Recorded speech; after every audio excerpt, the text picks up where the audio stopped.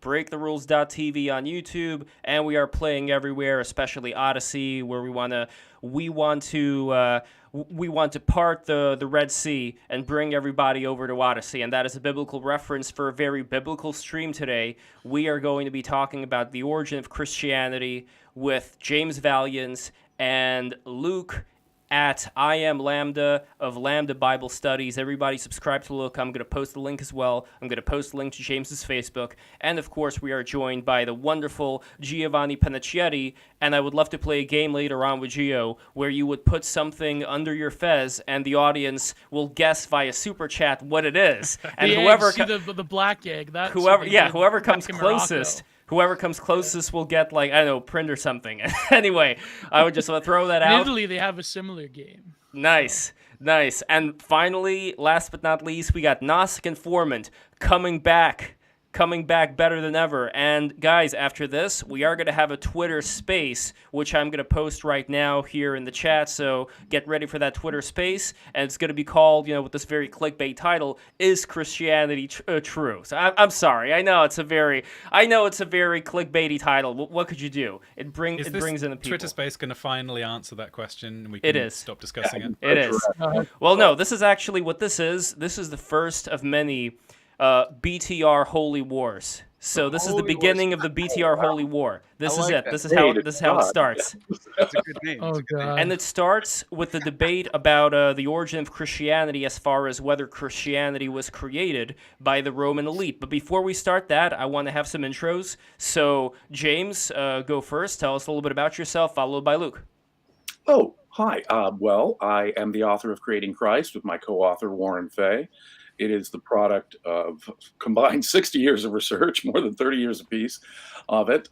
My own background is a degree in philosophy from NYU and a Juris Doctorate from the University of San Diego. I was a practicing prosecutor, a deputy district attorney for almost 18 years in San Diego County, where I prosecuted murder and rape cases, some appellate work. I'm the author of The Passion of Ayn Rand's Critics, as well as Creating Christ, a book about biographies about the controversial philosopher and novelist Ayn Rand. That's me. Excellent. And Luke? Yes. Hi, I'm Luke. I run a YouTube channel called Lambda Bible Studies. I'm bringing less than 30 years of prep for this stream, and I'm not an attorney. So I'd like people to think of me as the plucky underdog here. How I see it though, is that you are going to be supported by a spiritual cloud of many Christians who watch the BTR stream. So you are not alone, even though you are Protestant. And Gio, what would you say the amount of Protestants versus trad caths and orthobros are who are watching BTR? That's pretty low of a margin. I mean, it's mostly ortho bros and trad caths.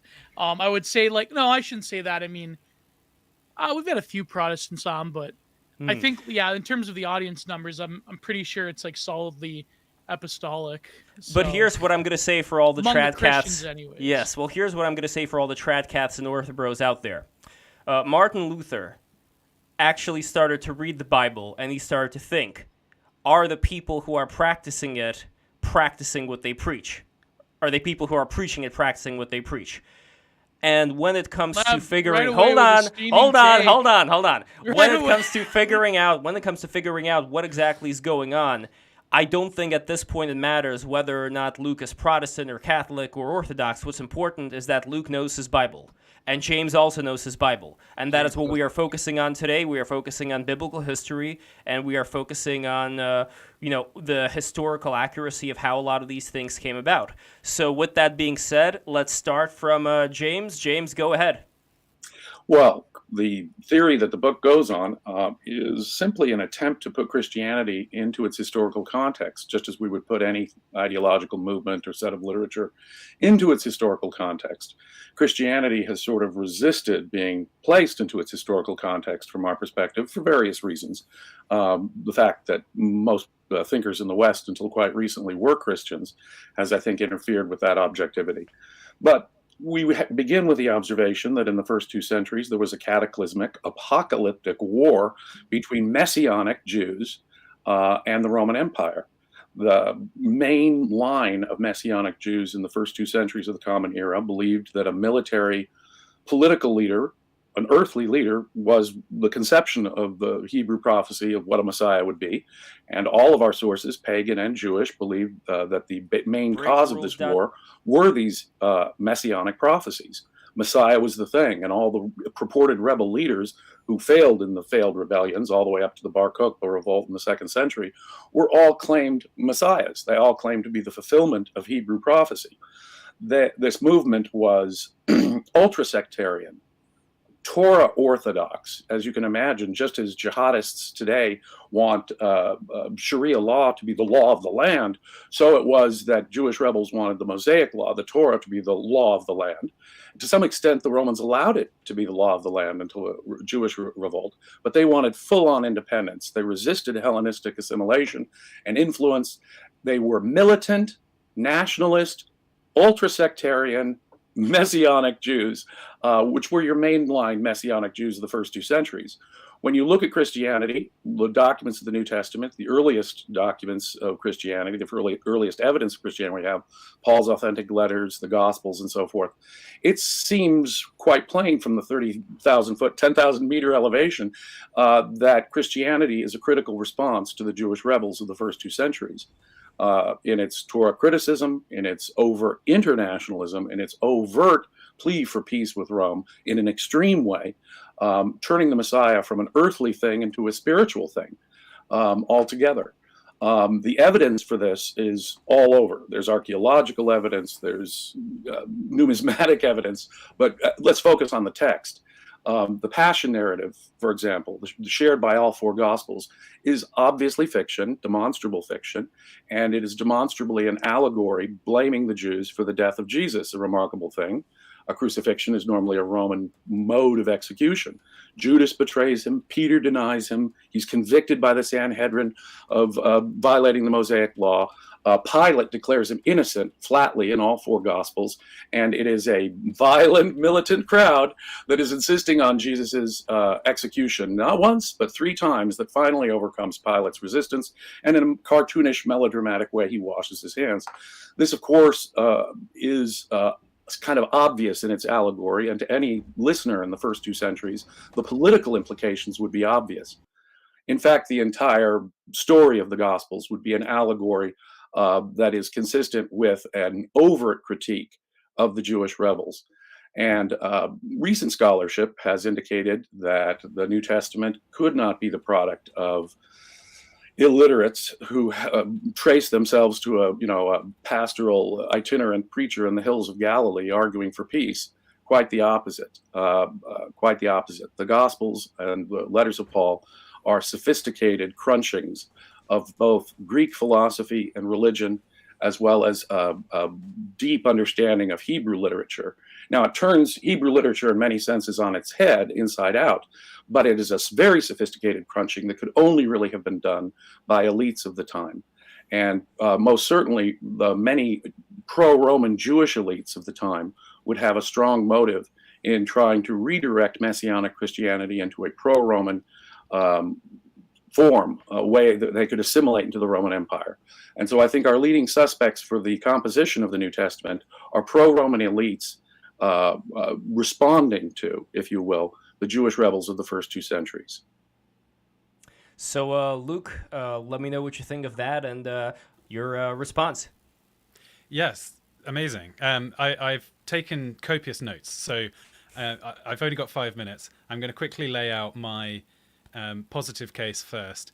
Perhaps I should even save my response till later, but I think my key points in favor of Christianity not being a Roman invention is firstly that Christianity is very clearly Jewish in form. So I think modern scholarship would make it quite clear that the categories you find and the interpretation drawn out of the New Testament only makes sense in a Jewish context with a Jewish mindset and not a Roman mode of thinking.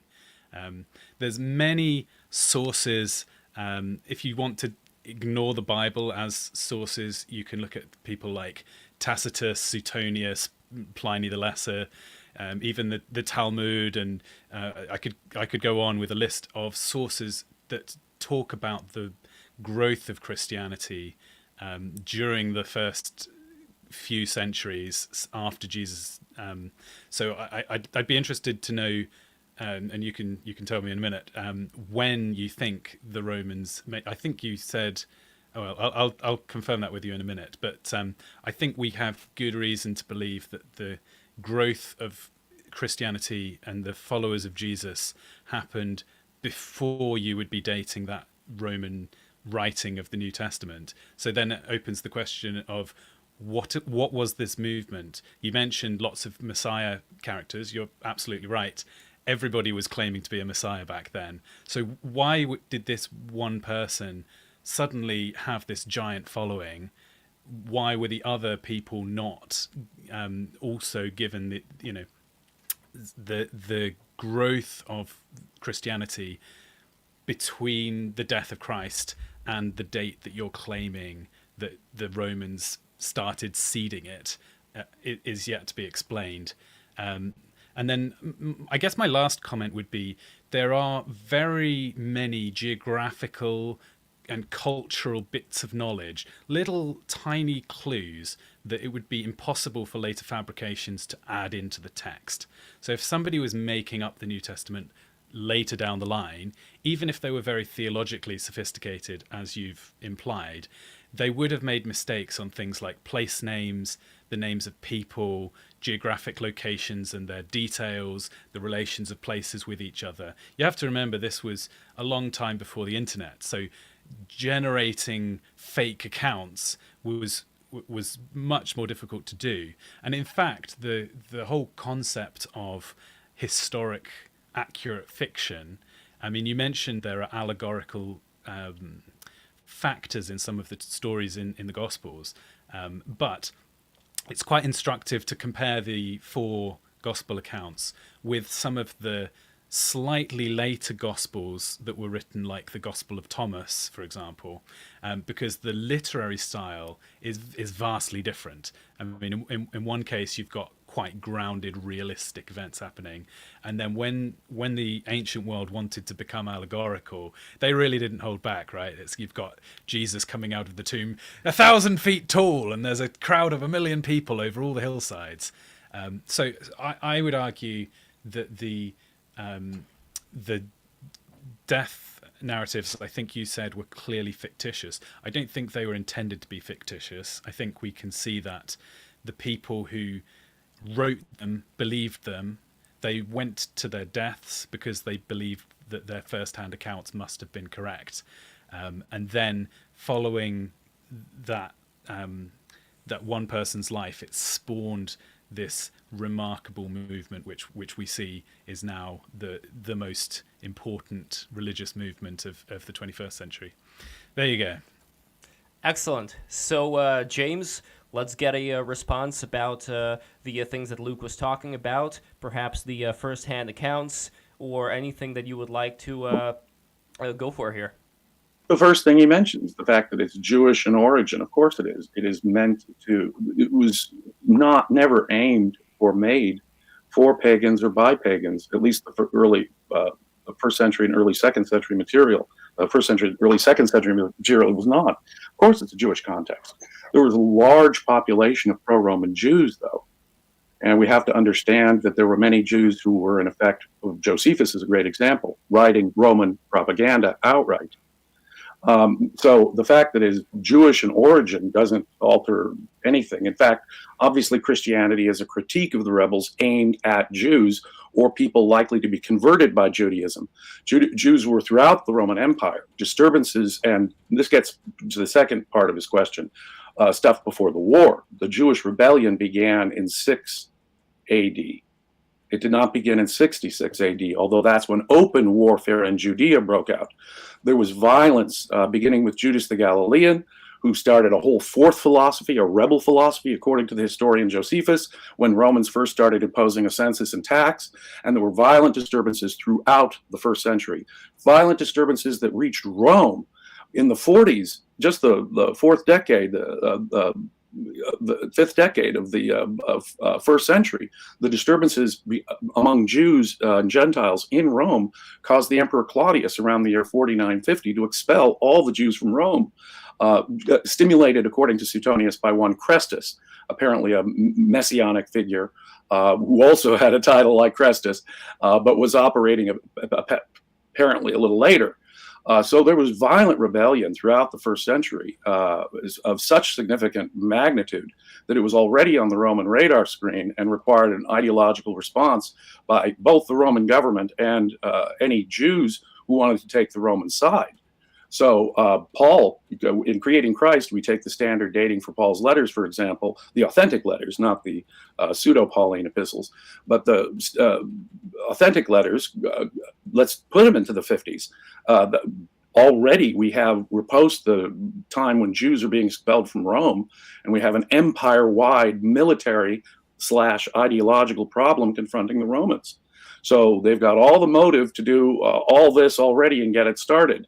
The Gospels probably were written after the war. Now, getting to the fictional aspects of the Passion narrative, it's clearly fiction. If the Sanhedrin wanted to execute someone before the Jewish war, they would have had them stoned. Josephus himself cites the authority that the Roman governors and emperors gave to the Jews to enforce the Mosaic law in their own land. The Sanhedrin could order someone stoned. And they did so. In fact, it's not only in Josephus that we have the Sanhedrin having people stoned, such as James, the brother of the person called the Christ, according to Josephus. It's in the New Testament itself, the stoning of Stephen and so forth. Jesus interrupts I know it's a late story, but Jesus interrupts the stoning of the sinning woman. So Jews could stone people for violating Mosaic law. There's no reason why Jesus would not have been stoned. They did not have no law to execute him, as the story purports. It has all kinds of other fictional elements. The thrice repeated demand is artificial. Or the crowd in Matthew, we don't need Matthew's crowd to say, his blood is on us and on our children. That's obviously the theme of all four versions of the Passion narrative. Matthew just spells it out. It's an attempt to exonerate the Roman government for a crucifixion and to blame the Jews collectively. When Passion play performances were done during the Middle Ages, it would stimulate mob violence against Jews for many centuries. Poor Jews would have to run for their lives whenever a Mel Gibson Passion of the Christ type movie came out. They'd have to run for their lives. And Christian anti-Semitism has its roots in the Gospels. And in these stories, the Jews killed Jesus. That's how all early Christian writers, Origen, Eusebius, everyone the Christians who discuss this say this. The Jews got what they deserved in the Jewish war because they killed their own Messiah. You can go on and on and on with it. The Passion narrative is pretty much, by critical scholars, rejected as fiction. And I think we have to go with that given the basic evidence here. There were no eyewitnesses to the trial of Jesus in any event. So those would be my general responses. Now, yes, there was a whole bunch of Messianic Jews in the first 2 centuries who were crucified. Thousands, maybe tens of thousands of Messianic Jews crucified.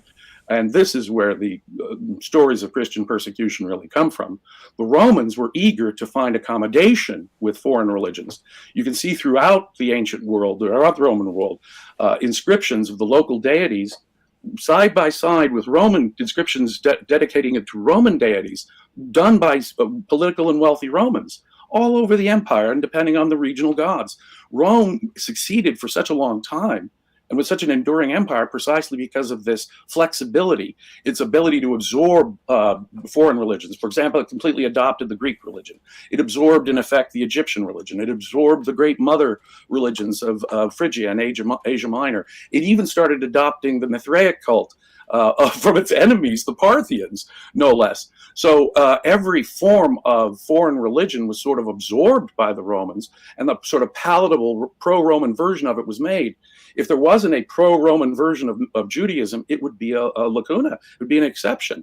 We should be looking for the pro-Roman version of Judaism. Otherwise, it would be the exception to the rule that all Eastern religions had a Roman version.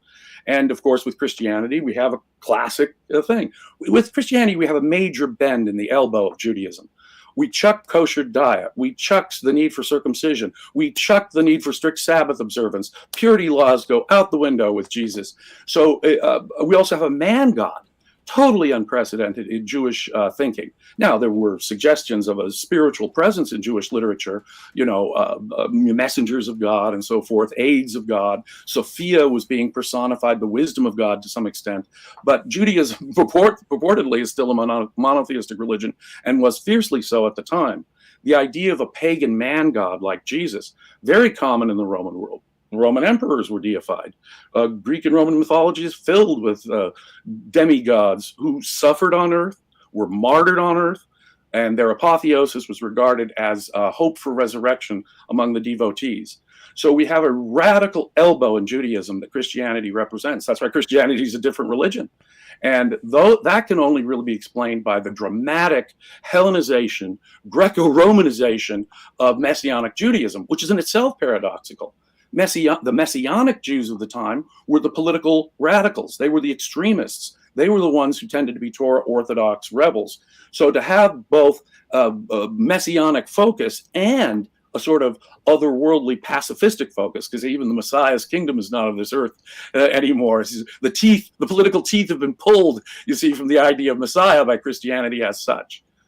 But Christianity represents a Hellenized, pro-Roman, pro-peace version of militant Messianic Judaism.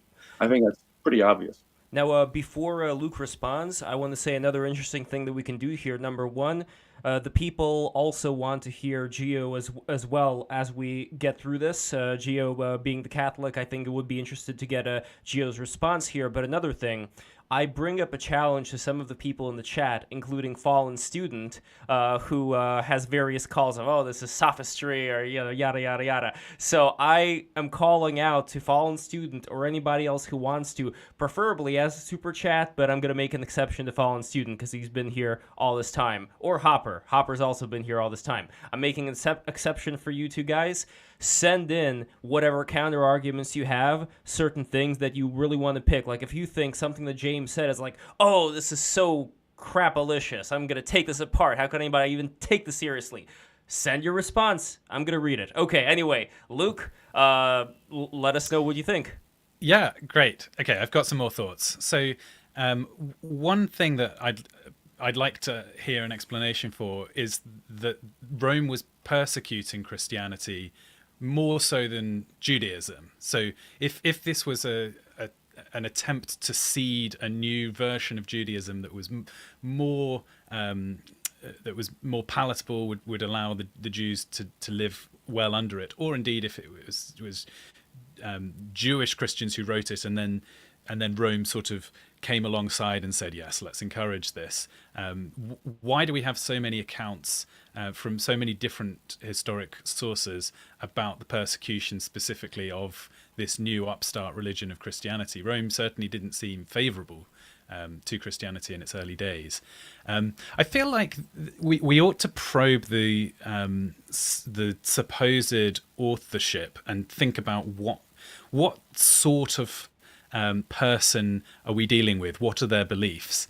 Because you said that the Jewish people at the time were very sectarian, ultra-nationalist, and I do largely agree with that. I think actually most historic people have had those characteristics. It's a very common thing for people to be quite jingoistic about their people group.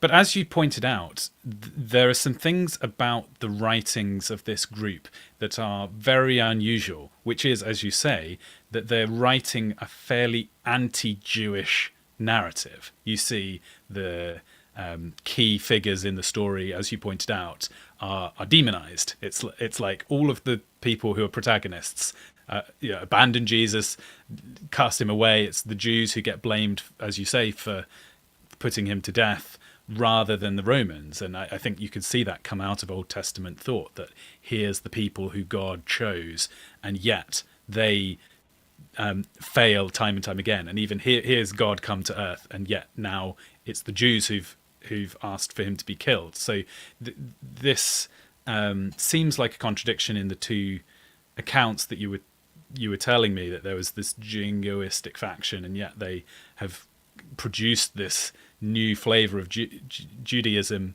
that's quite the opposite of jingoistic, quite anti-Jewish.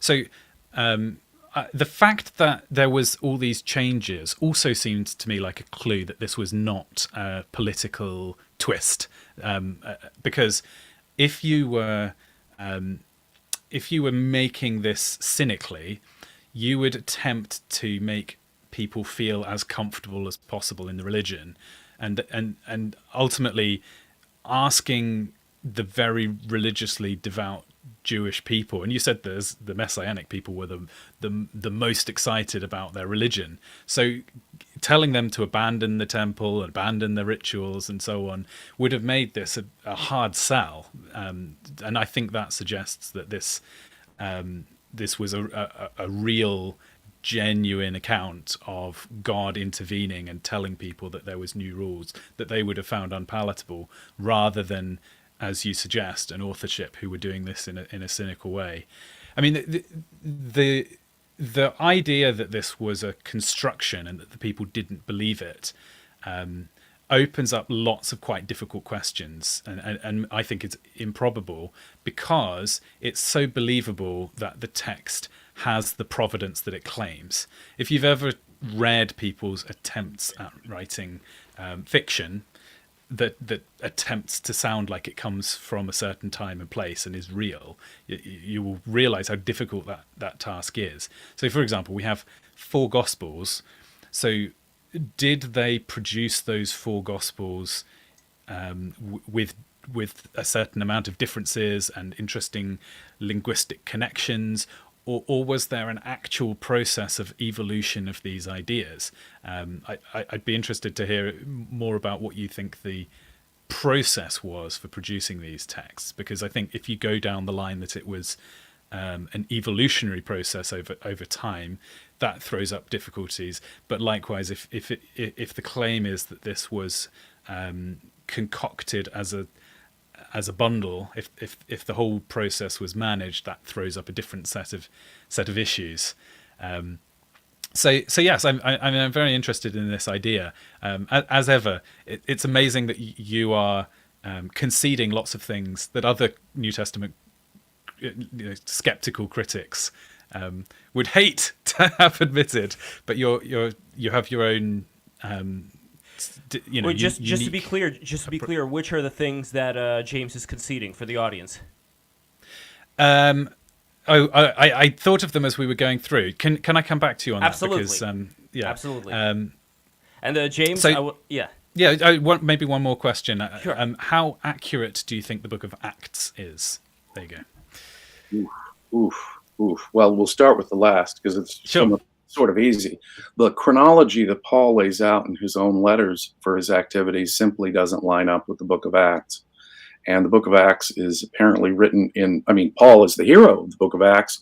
And so obviously they're impressed with this guy, Paul, only they're recasting the history of Paul. That much is pretty obvious, at least before the we document portion, if scholars are aware that we go from a third-person narrative in we and suddenly, or a third-person narrative in Acts, then suddenly it changes to a first-person we narrative. So it appears to be 2 texts sort of grafted together. And before the we document, at least, it's clearly a total reconstruction of the history and a change of the history as Paul laid it out in his very letters. Furthermore, it seems to me, I think many scholars have made really good points about how the unhistorical nature of Acts is in many regards. For example, Peter's visions when he has his interaction with Cornelius and his 3 times, it just simply doesn't make sense given what Jesus is alleged to have said in the Gospel of Luke.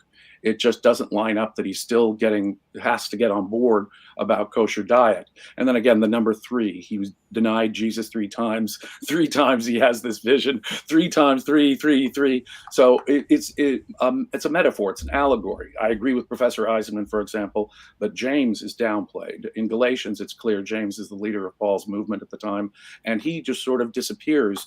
He's downplayed and almost not mentioned in Acts. So I do not regard Acts as very historical. I think it does give us many great clues about Roman providence.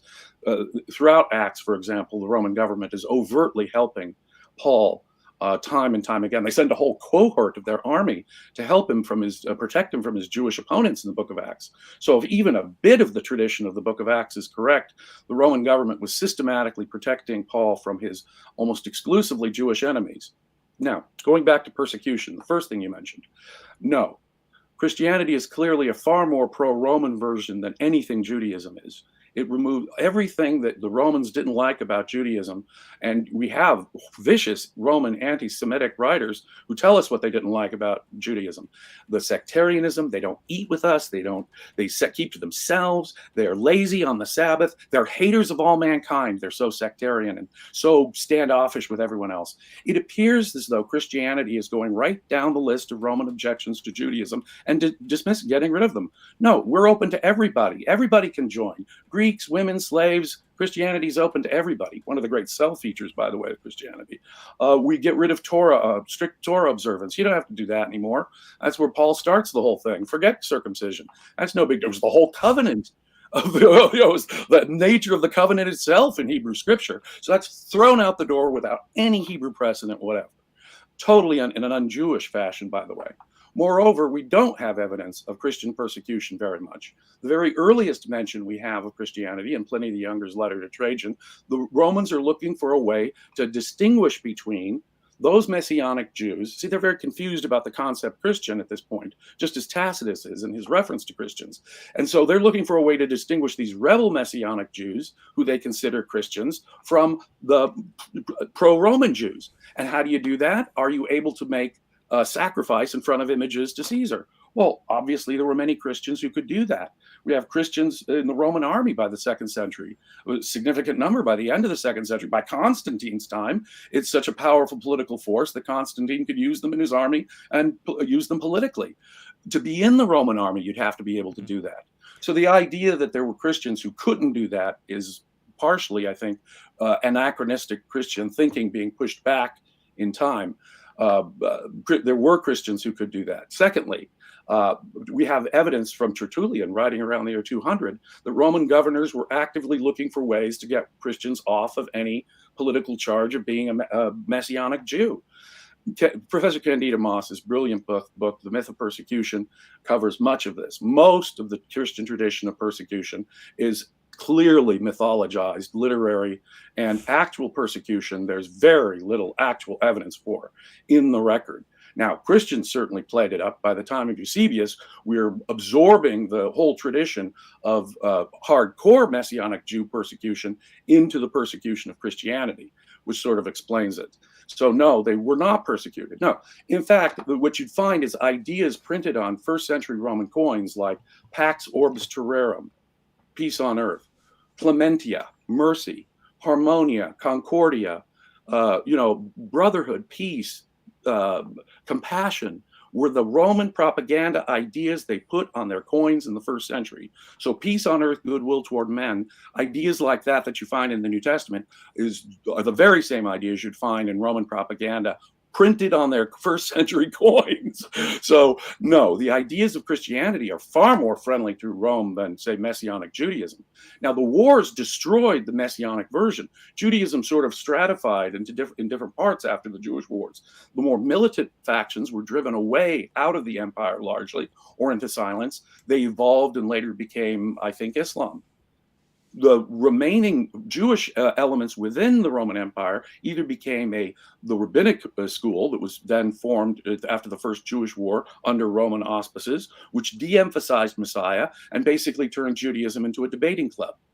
But then you've got the messianic, hardcore, militant version, which really needed a strong response. And that's what we see in Christianity, turning militant messianic Judaism, which was Jewish messianism of the 1st century, on its head, inside out, into a palatable pro-Roman version, one that even those Greeks and Romans who were interested in joining could join. For philosophical reasons, monotheism was gaining a lot of traction in those days, and Judaism, for philosophic reasons, was becoming attractive to an even wider audience. So, no, Christianity is obviously a far preferable version of Judaism to the Romans than anything Judaism ever was. Now, what I would like to do right now, just because I noticed that Gio took off a layer of his clothing, and I think there's a fire that's burning inside him at the moment. Well, I just there's so much there, Lev. I don't know. I would love for Gio to respond, and then Luke, and then James. So go for it, buddy. Gio, I know this is a little bit unorthodox, if you will, but for like a formal debate. But I noticed the layer coming off, and I knew I had to say something.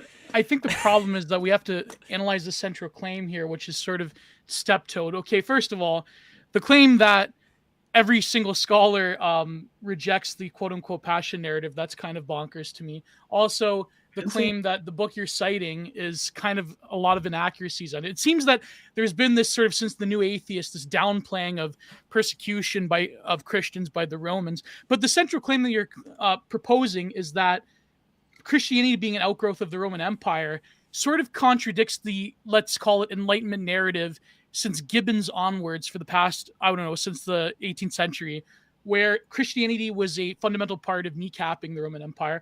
But when you actually, despite, I know you're mentioning coins and so forth, but the actual doctrine of pagan Rome is fundamentally different from Christianity. For example, if I have here The Time That Remains by Giorgio Agamben, he talks about this relation to Paul and his use of doulos, or slave, how you are now in the shackles of Christ, in our Lord, and how this is fundamentally different than the social stratification that was present in the Roman Empire. The fact that a Roman noble would call himself a slave to anyone is very interesting and contradictory to the old pagan order. Also, there's the claims of the amalgamation of, its Hellenization and so forth. It still doesn't explain the radical fissure in that part of time to the order of the Roman paganism and Christianity than what came later on.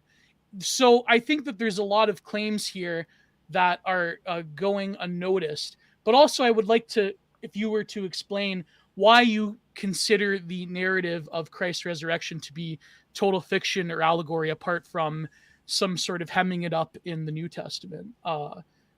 It seems that was a claim that's offhand, but I also want to hear what you would have to say. Most critical scholars do reject the passion narrative. Let's do this. James, you'll probably do Gio, and then I would love to hear from Luke as well. And because Luke, I know, Luke, you cannot stay as long, so I want to make sure that you get a chance to respond to everything. But since Gio mentioned these things, let's respond to Gio's, and then it's going to be more Luke and James. And then Gio's going to come in afterwards. So. No, though fundamentally Christianity is far more Roman and pagan in one sense than it ever was Jewish. And it is nothing wrong. In fact, we are in relation to the gods even by Roman slaves. We are, Romans would routinely refer to themselves as slaves to their own deities and ancestors, in effect, obedient to them. There are higher beings, and the Roman Republic itself was a sacred thing, and then they deified the emperors. So religion and politics are completely intermixed in this time and cannot be separated. If you note a pro-Roman or pro-peace politics in Rome, in the New Testament, then that is noteworthy. It must have religious significance, and conversely, it must have political significance. It was so friendly to the Roman way of looking at religion, a man god, just like the emperors, a suffering servant mystery cult type religion, far more familiar to the pagan world. They would drink the blood of the wine god. They would, again, so that he would become an indwelling presence. The death and resurrection of Asclepius was the hope for the afterlife for his devotees. This healing and afterlife god who suffered so terribly on earth resurrected the dead and was himself resurrected, enjoyed an apotheosis. So this form of religion is far more pagan, very common among Roman aristocrats at the time. They would regard themselves as slaves to that deity. In fact, what they're doing is they're becoming devotees in such a way that the deity becomes an indwelling presence in them. Now you bring up slavery in the New Testament. Well, that's obviously a pro-Roman thing. Slavery is a wonderful thing. Pay your tax. Look at Romans 13. The Roman government. I'm glad you got to this. I was watching your video. Go ahead. Yeah. Well, the Roman government, if it was just throwing a bone to the Roman government, it would be one thing. But you realize that, but it doesn't really mean that you should become like this subservient citizen. It's kind of like a quip at the Roman Empire. The Roman government are God's agents on earth. Paul says point blank, the Roman government is to be obeyed because they are God's agents on earth. The sword they wield is the sword of justice, the sword of God itself. Rebellion is a sin. It's not just a bad idea. Not paying your taxes is a moral obligation. It's not just a good idea to get along and go along with the Roman Empire. No, the Roman Empire are declared to be God's own agents on earth, over and above any Jewish authority at the time. That is really significant. They are the Jewish God's agent on earth. Paul, in effect, is saying that God has gone over to the Roman side, precisely what Josephus the Jew said. God has gone over to the Roman side. That's why the Jews have lost. But then why would he feel the need to want the Roman emperor on his side? I mean, there was a point where I forget, he was with the Roman official. The official said, maybe just a little bit, I will believe you, meaning that there is this sort of hermeneutics of persuasion going on. So why would Paul feel justified into persuading the Romans of that? Paul's interaction with King Agrippa, which is a very interesting passage. Yeah, it's King Agrippa. Translations alone are worth a laugh, because in effect, Agrippa says, "You're almost making." If you look at the original Greek, King Agrippa, mind you, the Herodian king, is saying, "You're almost making me a Christian, Paul." And Philo married into that family. Philo's daughter married into that family. He's the one who wrote about the Trinity, and he was a Platonic Jew living in Alexandria, Egypt, of course, right in the time of Jesus. Neil makes a really great point. Philo prepares a lot of the philosophical groundwork for Christianity, blending Platonism and Stoicism with Christianity, an essential, development that would have to come before Paul. Paul is definitely mining the sort of philosophical fusion that someone like Philo is doing between Hellenistic thought and Jewish thought. But you're saying that this is some kind of like epic Reddit Bacon own, that this amalgamate. I mean, even Christian scholarship, I mean, no more than Aquinas would say that, of course, there's virtuous pagans in the ancient world. Of course, the ideas were present there. That's not necessarily a sort of, Paul is producing this kayfabe where, he has to put the Roman Empire over, to use the wrestling term. But it seems, it seems that there's this narrativization of Paul's relation to the Roman Empire that you're purporting. And I think that it's more nuanced than to say that, well, Christianity is an amalgamation of ancient gods. It seems to me that it belies the scholarship that has come about through, Orthodoxy and Catholicism to say that, yes, the ancient world had truths, but they weren't the logos. The logos is something that comes about through time, but it reaches its quintessence in Christianity. So sorry if I cut you off. So after this reply, I want to go back. To Luke. So yes. Yeah. Logos is an idea from Greco-Roman philosophy. Well, obviously, it has its origins in it. But you can interpret it. You can reinterpret Jewish thought. I mean, God creates by means of His word, and God said, "Let there be light." So, in terms of the Stoic idea of logos, it can be applied so lovely. But Paul is perfectly aware of the application.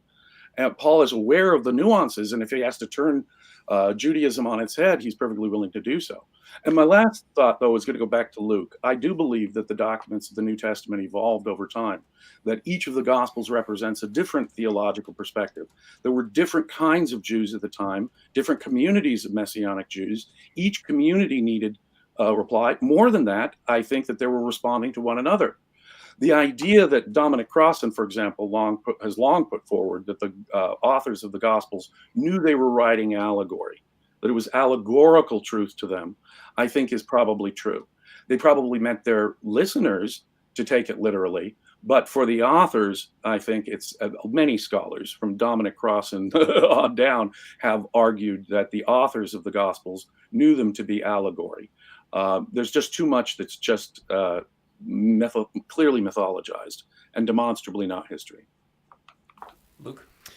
Yes. So as far as I can see, the central claim that drives your theory is that the concepts that Christianity eventually landed on were convenient to Rome. So Rome had the motive to support this idea. There's been lots of denying historic facts that I think are normally fairly uncontroversial, and I don't want to get into lots of details. But the one which I think is really key is that the Christians were persecuted, because that seems like a fundamental issue if Rome and Rome, if the reason that Christianity appeared was because it was about the synchrony between these two otherwise disparate groups. You've got Rome and Jews having this war, as you suggest, and you're saying Christianity was just the politically expedient solution to that. The problem is that the Romans were trying quite hard to stamp out Christianity, and I think even if you think of, I have a really easy answer to that. Well, if you look at who they credit for doing this persecution, it's usually Nero, Domitian. It's usually certain specific emperors, and a lot of people make the mistake by lumping all these Roman emperors, all these Caesars, as they were all agreeing with each other, and they were passing down from generation to generation, and they're all in the same boat, all in the same mindset. But that's not true. The Vespasian dynasty hated the Nero dynasty, and there was a lot of hating going back and forth from Caesar going to the next Caesar. So you got the Catholic Church, or not the Catholic Church, you got the Church right after the time of Domitian, damning him and saying that he is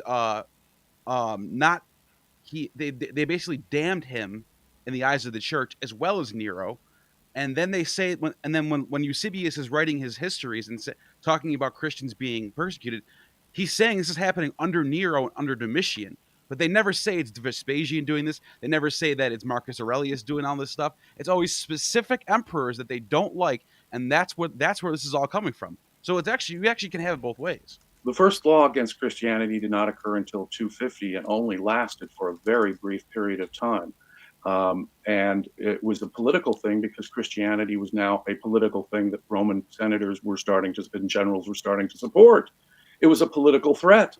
So now it was part of the politics of Rome. So you would take the Christian side or you take the Sol Invictus side. You take this side or you take that side. Constantine tried to have Sol Invictus and Christianity together. But Christianity is now a political force within Roman society by the 3rd century.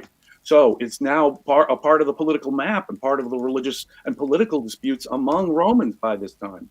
Actual evidence of physical persecution, there's precious little. The catacombs were not hiding places.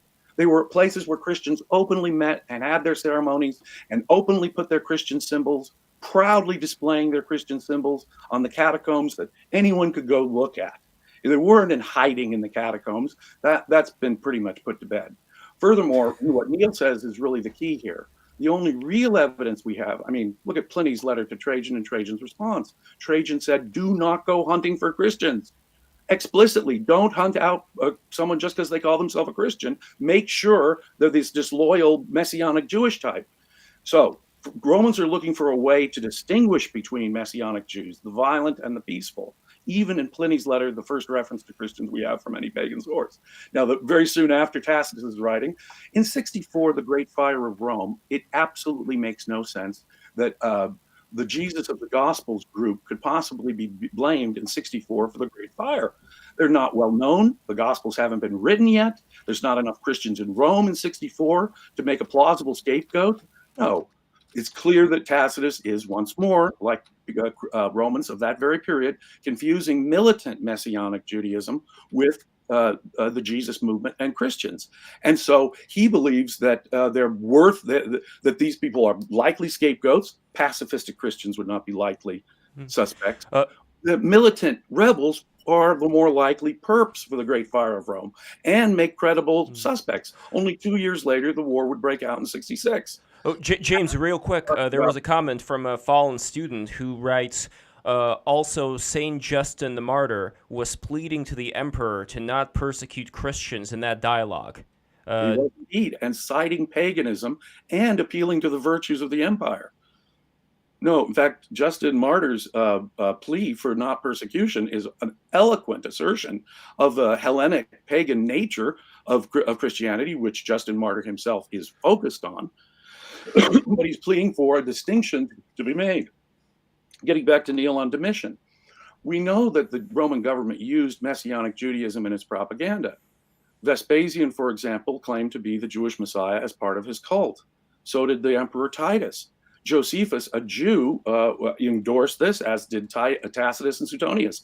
And these writers don't merely say that they claim to be the Messiah. They say point blank they were the Messiah. So this was obviously a critical part of early Flavian propaganda, that Roman emperors themselves were, and of course, if you look at, say, the prophecy of Mark 13, Jesus is predicting a glorious return of the Son of Man happening at the same time as the destruction of the temple and Jerusalem, and within the lifetime of listeners. Well, the only one who could fulfill that would be the Flavians. In any case, Domitian, the third of the Flavians, did not like this Christian.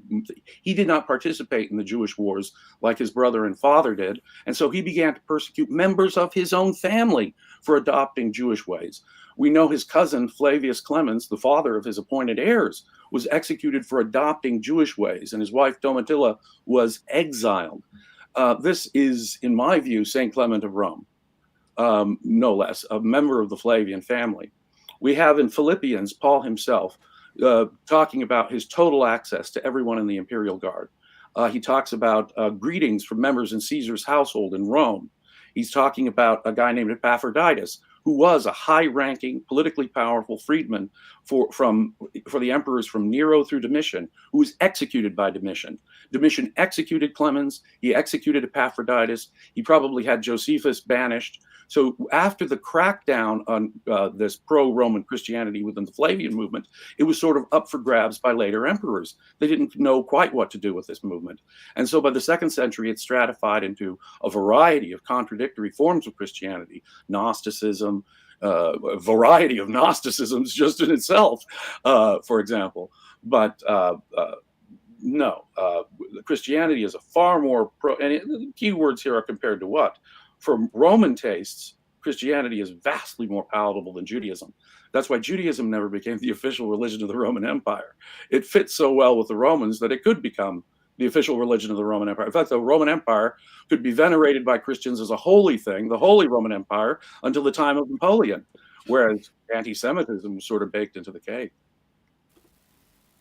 So one thing I'd like to dig into here is you seem to be discarding a lot of sources and disbelieving them on the basis of having mixed motives whenever it's inconvenient. I think it's mostly just important to point out that this is it seems you are kind of source shopping here. I mean, even the anti-Semitism part. I mean, well, let's not get into that. I mean, I'm sure people in the chat have like this. The level of historical skepticism that you're applying to these texts would mean that we would know almost nothing about history if you applied the same sort of, So you've got sources. Let's remember, Tacitus is also writing Tacitus, Suetonius, these same sources, right?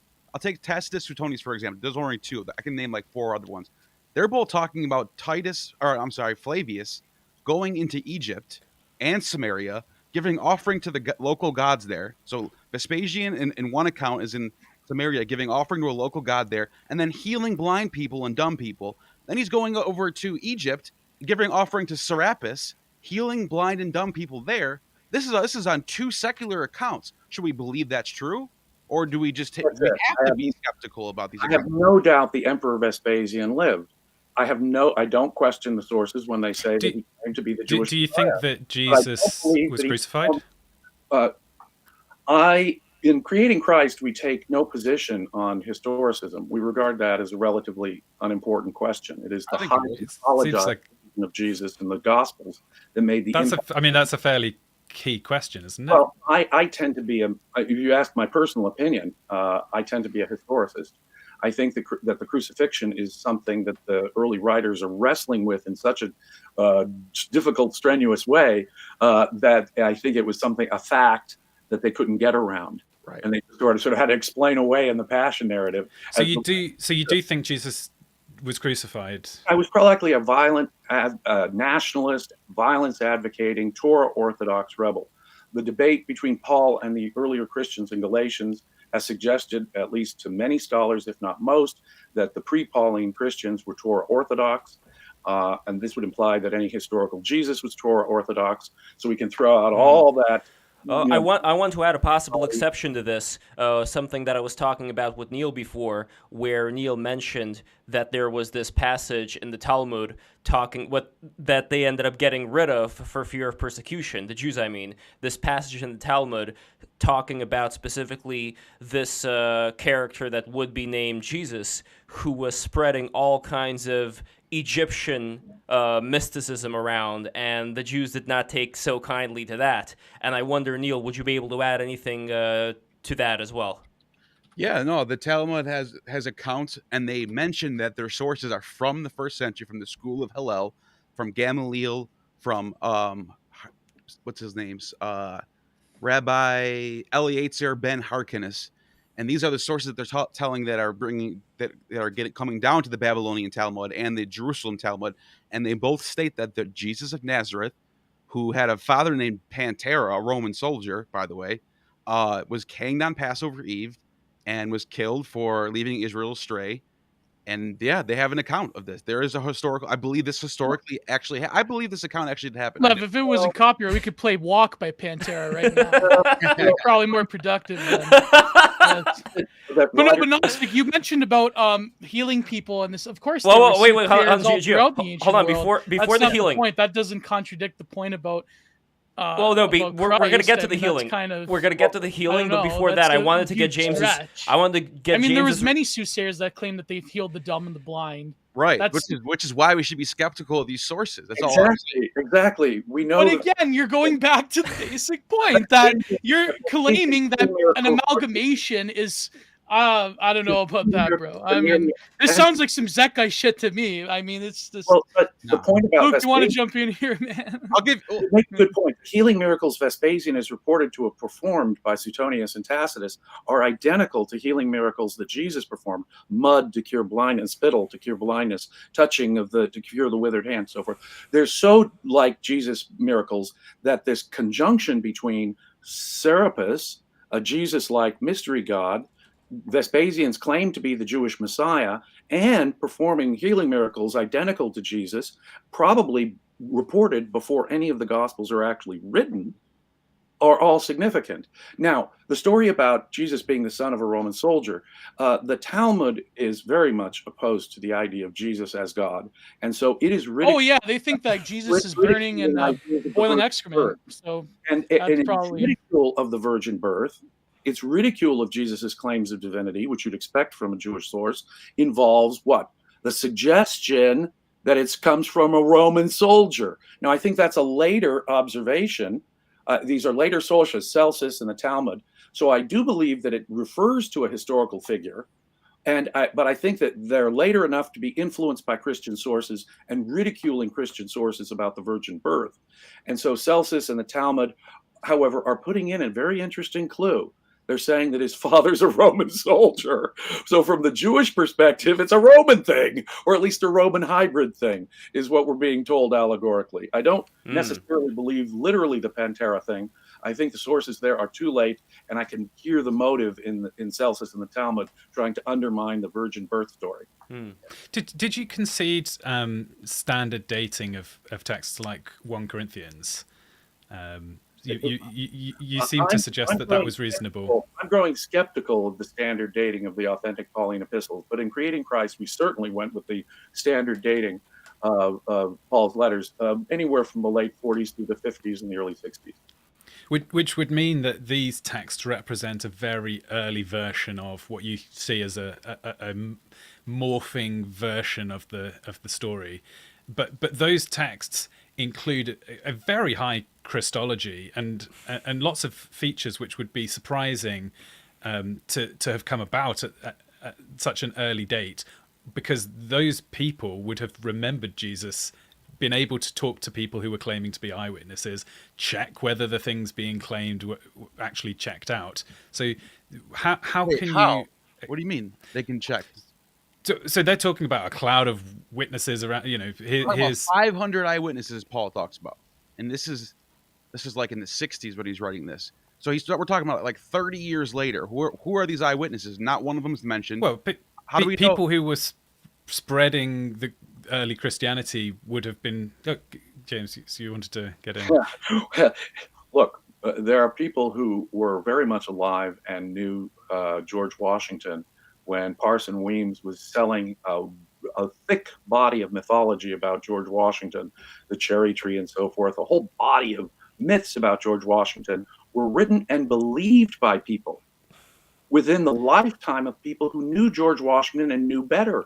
Or take, to use a more, going from the sublime to the ridiculous, more recently, the actor Richard Gere, a friend of mine was with the discussion, brought this up, the gerbil in his Behind story.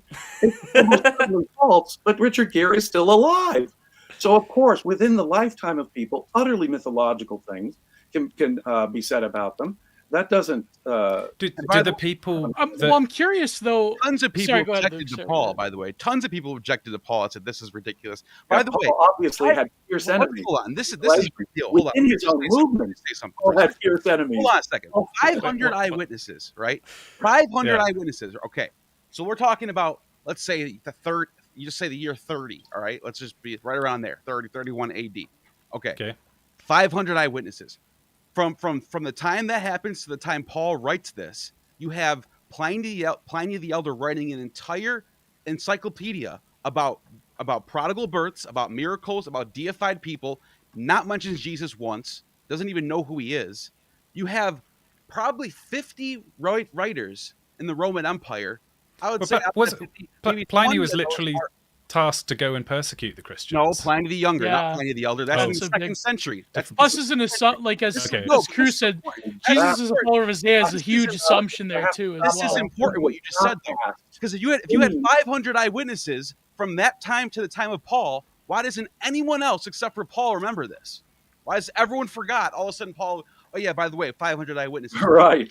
Wait, you're saying that there should be earlier sources than 30 years after the event? 500 In eyewitnesses. 2,000 years ago, you're expecting sources quicker than 30 years. There's more sources That's than insane. for Caesar, actually. Encyclopedia That's written. another What's thing. the When you earliest have source? Hold on a second. When you have an encyclopedia written by Pliny the Elder, when he's focusing on that area of the world, he's That writing. was largely mythologized. He's writing about the Essenes. He's writing about prodigal births. He's writing about deified people like Julius Caesar, Augustus being called son of God, all these miracles that happen that he's supposedly hearing about that he doesn't believe in, and he's being critical of these things.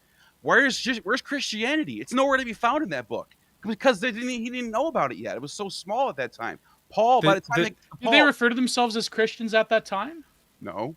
Yeah, very interesting. Well, There isn't any other historical event of that age that has that many sources that close to the event that are justifying it. It's not close. There's What are you talking about? hundreds and hundreds of times. What do you mean? more. Alexander the Great. Alexander the Great. You can follow. go ARG in the chat. Wait, Don't one talk at a about time. politics, I think bro. James and Gnostic are Fuck both you. too excited to talk about this. So one One at a of time, these fellas. Jannies over here. Okay, let's Well, listen, look into let me ask one thing, James.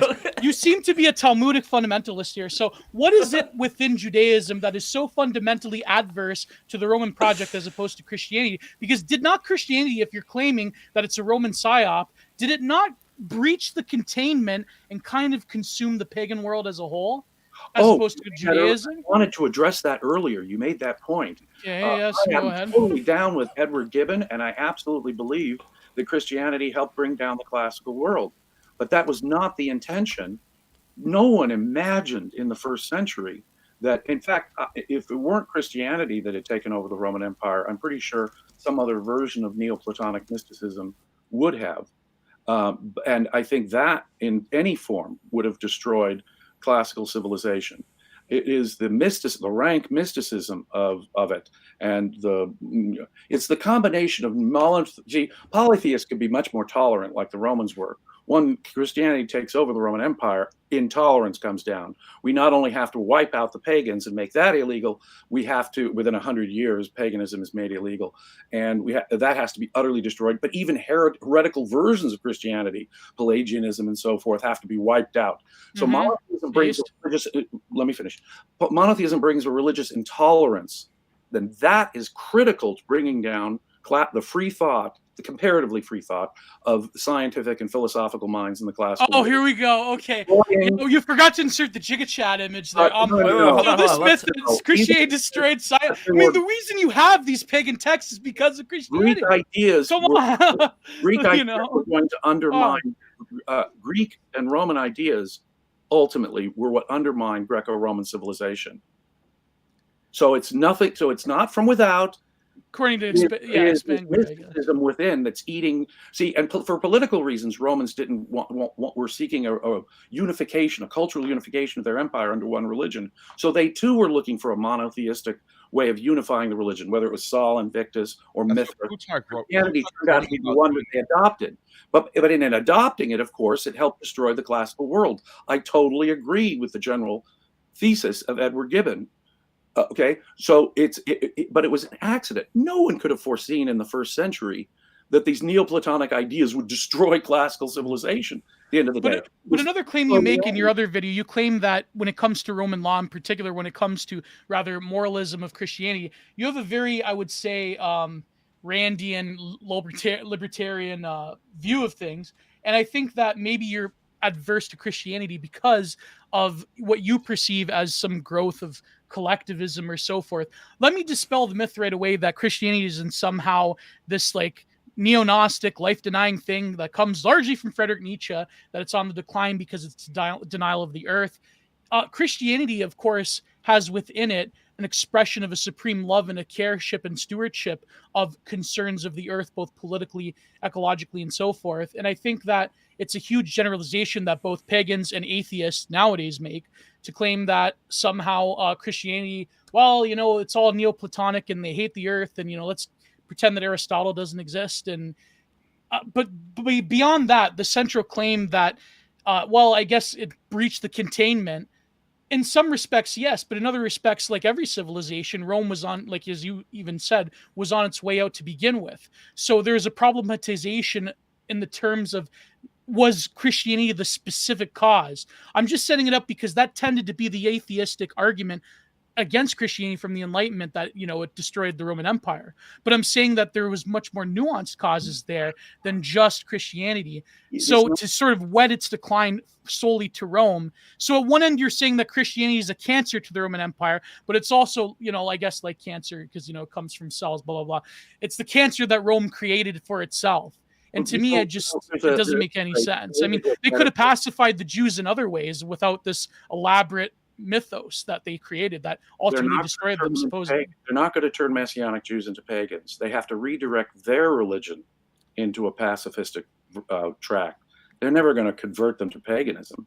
And besides, in immunology and diseases, you make a great comparison here.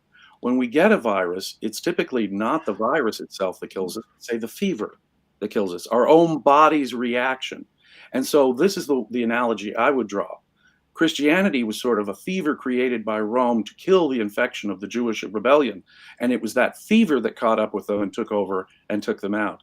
Something totally unintended, an unintended consequence. My main objection to Christianity is not a political one.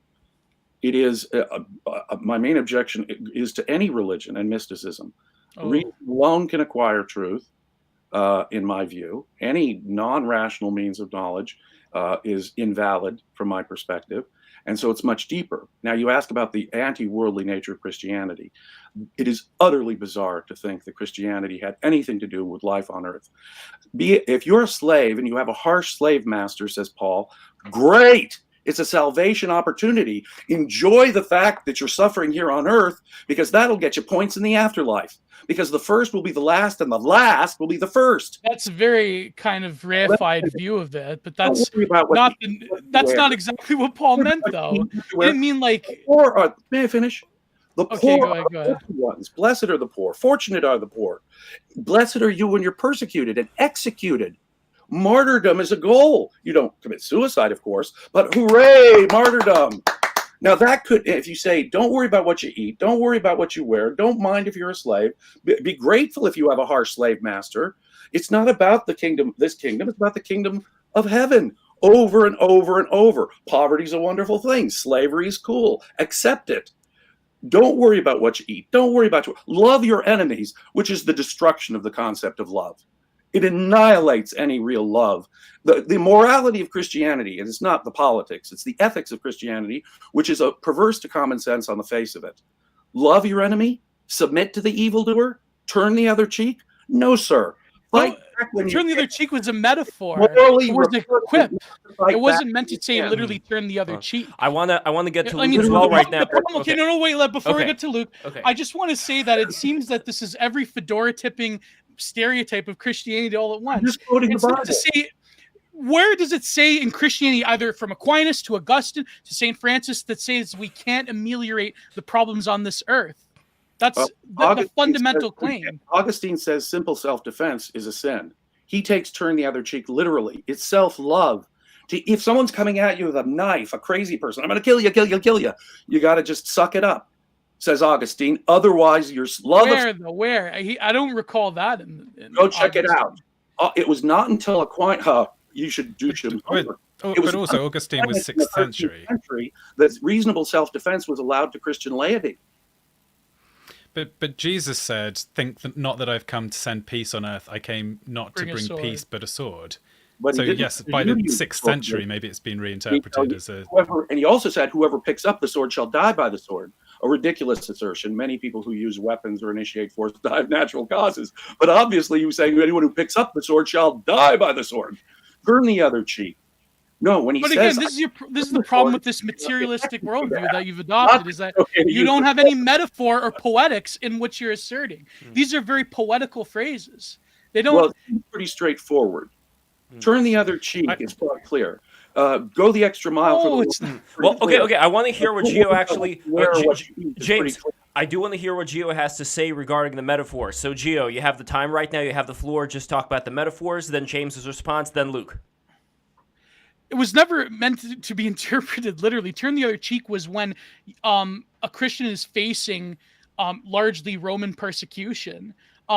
It's meant to be a sort of tongue-in-cheek phraseology. It's not meant to say literally, and in terms of love thy enemy as thyself, again, this is another mixed metaphor. It doesn't mean literally love who is persecuting. There are many Christian scholars and regimes throughout history who have been very active in routing out the evils of the world, even Paul himself.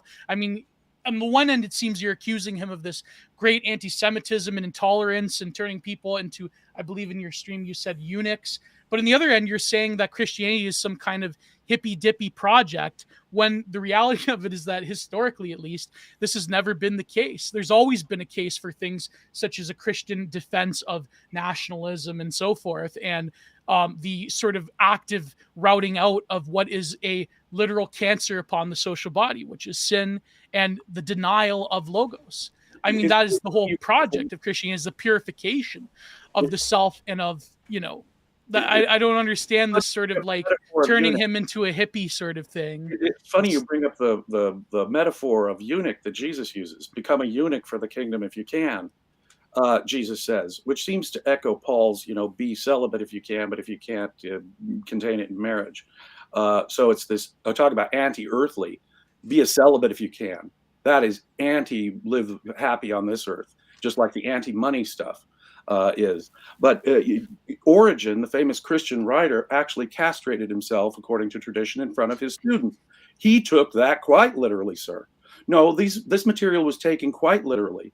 And I urge you to go back to read Augustine on self-defense, and then read how Thomas Aquinas, only in the 13th century, said that reasonable self-defense wasn't self-love. No, they took this stuff quite literally. Let's read what it says for context. That they've turned Christianity, in effect. I think, Luke, you want to jump in there? Oh, I'm happy to hear the quote from Neil. Yeah, I want to, because let's get the context for what it is. He says that you have heard. This is Matthew 5:38. You have heard that it said, "An eye for an eye and a tooth for a tooth." This is referring to the Torah. But I say to you, offer no resistance to one who is evil. When someone strikes you on your right cheek, turn one to him as well. If anyone wants to go to law with you over your tunic, hand him over your cloak as well. Should anyone press you in service for 1 mile, go with him for 2 miles. Give to the one who asks for you, and do not turn your back on the one who wants to borrow. You have heard it is said, you shall love your neighbor, But I say to you, love your enemies and pray for those who persecute you, and that you may be children of the heavenly Father, for he makes his sun rise on the bad and the good, and causes rain to fall on the just and the unjust. And so from Augustine to the Amish to the Shakers to you name it, people have taken that quite literally. Go the extra mile is saying obey Roman law. Romans had a law that said you had to support the Roman army within the milestones within which you lived. It is focused on the law too. Yeah, so it's literally quoting the Torah. Roman text. Well, let's get a It's reply quite from funny Luke. because when I was at university, 10 years ago or whatever, all of the new atheist buzz was about how religion was this force for violence. So it's quite funny to now be being attacked because Jesus is not pagan enough, not kind of aggressive enough. So I think it's clear that your motivation for pursuing this topic, at least the reason you were interested in looking into it, not necessarily the conclusions you drew, is because you have this strong distaste for the Christian morality that emerged. But I'm more interested in the factual questions of what actually happened, rather than. Connected. It's intimately connected. It is absurd to say love your enemy. It is anti-human and anti this world to say turn the other cheek. It is immoral in my mind. So your ethical conclusions are informing your historiography. Common sense that it needs some kind of explanation. If they are intimately connected, then that means you're not pursuing truth in solely. It just seems to me that a morality that extreme in its pacifism, and that could be interpreted by everyone from Augustine to the Amish and Shakers as strict pacifism, very clearly to me, needs explanation. Why should I suck it up when the evildoer is beating me up? Why should I suck it up like Gandhi? But you realize that pray for your enemy is sort of like, it's not. It's in order to elicit a proper response of justice. This is typical church just warfare. It's to pray for your enemies is to say that I do not welcome this persecution, but ultimately my persecution is part of the greater sort of coming into the realization of logos throughout history. I mean, the Christians they pushed back throughout history. I mean, come on. Hand them your shirt too. Get beat up. Suck it up. Give up this life. It seems that you're kind of having to defend a quite hedonic order of things in terms of what you value as. Well, I know you're a big fan of Ayn Rand. I'm not a hedonist. But I do believe in practical life on Earth, and that people should have a right of reasonable self-defense, and that loving your enemy destroys the concept of love, and that such notions that fly in the face of obvious common sense need some kind of historical explanation. Who would be advocating such a bizarrely extreme version of suck it up and take it for the next life? Because it wasn't like Gandhi. They didn't want to overthrow the British Raj. What Jesus was saying is all about the other life. It's about getting along with the Roman Empire. He said of a Roman centurion, not just a Roman, mind you, in this age of rebellion, but of a Roman centurion that his faith exceeded that of any Jew. Any Jew. There was a comment earlier from a fallen student who says Saint Justin was literally martyred for his teachings in the Roman Empire. Right. I'm perfectly willing to believe that a wide variety of Christians were sporadically persecuted throughout the Roman Empire. And then there is this idea. Like I mentioned earlier, you got to remember that the Roman Empire and the Senate and the elitists were very divided. It wasn't just one unit that agreed on everything. Jews were divided. Look at Democrats and Republicans now. Just multiply that by 100 and add a bunch of wars. But I don't get it. You're claiming that Christianity is the perfect religion of Roman Imperium, and yet at the same time you're claiming that Christianity is some kind of Jainist religion. I mean, that doesn't exactly make sense. Is Christianity the handmaiden of empire, or is it rather some kind of hippy-dippy abhidharmic practice? I don't know. Well, I think that the political agenda is just as obvious in its historical context as its theological agenda was. And so I think there are a mixture of motives. I think there's a variety of Christians and Christianities. I think Christianity took off in a wide variety of directions that developed. Why do you think there was a civil war between Constantine and what is his name? Granicus? Mm-hmm. I mean, think about it. There were civil wars happening. Let's get Luke in here. Luke. Yeah, sorry. I had a question. So, if Jesus died as a violent insurrectionist, which I think you have to say because you think he was crucified, and you don't think he would be crucified by the Romans unless he was leading some sort of Jewish revolt. The Romans Why? would Sorry. they'd give him a platform. But you said earlier in the debate that you thought he was a violent insurrectionist. Yes, if you a historical Jesus, the one thing we maybe could know with some confidence, if there was a historical Jesus, is that he was crucified probably in the reign of Pilate as governor. I mean, I've heard people say that the crucifixion of Jesus is the most attested historical fact in antiquity. So it'd be like insane for you to deny that happened. No. But then you have to conclude that he must have been a violent It is insurrectionist. certainly not the case that the death of Jesus is one of the most historically. So you claim that, for example, later you claim that Oregon was a source. He literally was excommunicated from the church. That's another point of contention. It's open to some debate. However, I'm willing to believe that it's more likely than not that there was a Jesus who was crucified. If so he was a rebel. If so, he must have been a rebel. Okay, so yeah, we're there. So then, how did the followers of Jesus mutate over less than 30 years from following a violent anti-Roman rebel to being a pro-Roman group who are writing a script that becomes then very politically useful in uniting Rome and Judaism? This is a night and day. The same. That's where people Paul comes in. That's This where is Paul comes in. ferocious, angry debate in Galatians between Paul and the leaders of his own movement. Reading it in Greek, you even get the sense of the vicious anger. The Epistle of James. The Epistle of James. He's like, you ignoramus. It's not about ignoramus. faith and works. Yeah. So you think that those things. No, there's no question that Paul had a fierce disagreement with the leadership of Okay. his own movement and was taking it in radically different directions. Yeah. And over circumcision, eating with foreigners, and that suggests that the things that Paul is arguing for and has to argue for are probably things that he contributed. Now, Paul, of course, insists he got But his then doctorate. it's just patently absurd to think that Paul could arrive at a group who disagree with him on everything and then start a successful religion in that crowd. That's exactly what happened. That's I exactly quite what happened. disagree. I quite But disagree. that's a ridiculous thing to claim. Why is that ridiculous? Why is that ridiculous?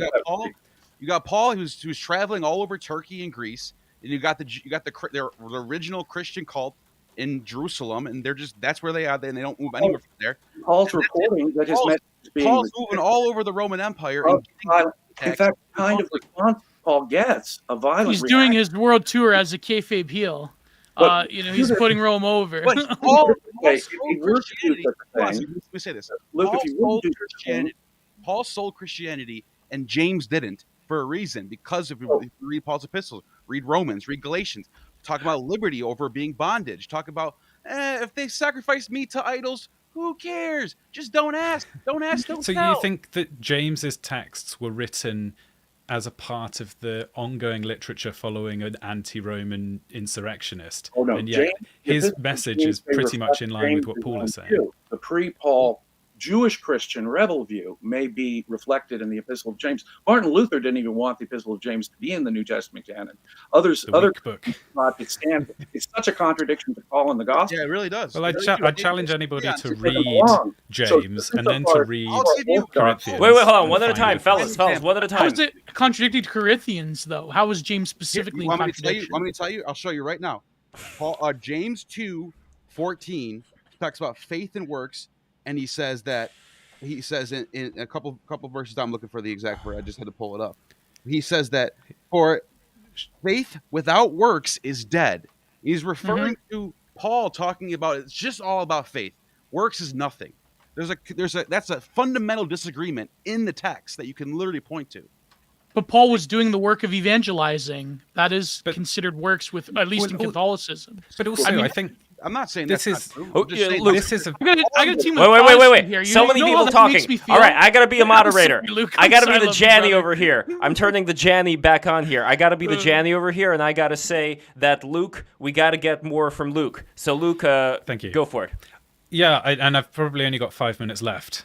So sorry, everybody. I think it's the faith versus works debate is a hot theological topic amongst Christians, But the scale of disagreement that you're suggesting that should exist between James and Paul is just not reflected when you read the texts. They are remarkably similar philosophies, and only amongst people who are like myopically focused on finding little points of theological difference does this tiny point matter. But what you would expect from a work from James, if he was following this Jewish insurrectionist, would be rah rah Israel, let's overthrow the Romans, which he could have written down and just didn't get past it. Why would they preserve that? Paul wouldn't preserve that. Wait, let Luke finish. Let Luke finish. It's very possible that James. I thought you were talking about me. No. Let the Sure, Luke, go for it. I want to make sure you get everything out. I also wasn't clear. Yeah, no, it's every time there's a suggestion that something about the Bible doesn't fit with the story that we're hearing from James, then the suggestion is that there's been modifications and changes. Whenever there's an external source that seems to counter to his points, then there's the suggestion that person also was biased or lying. So it's quite tricky to pin down, but the basic point is that the New Testament holds together as a cohesive single new, as you say. I mean, you've made the point, which I think is unusual for critics of the New Testament, that it's a very surprising text for Jewish minds to come up with.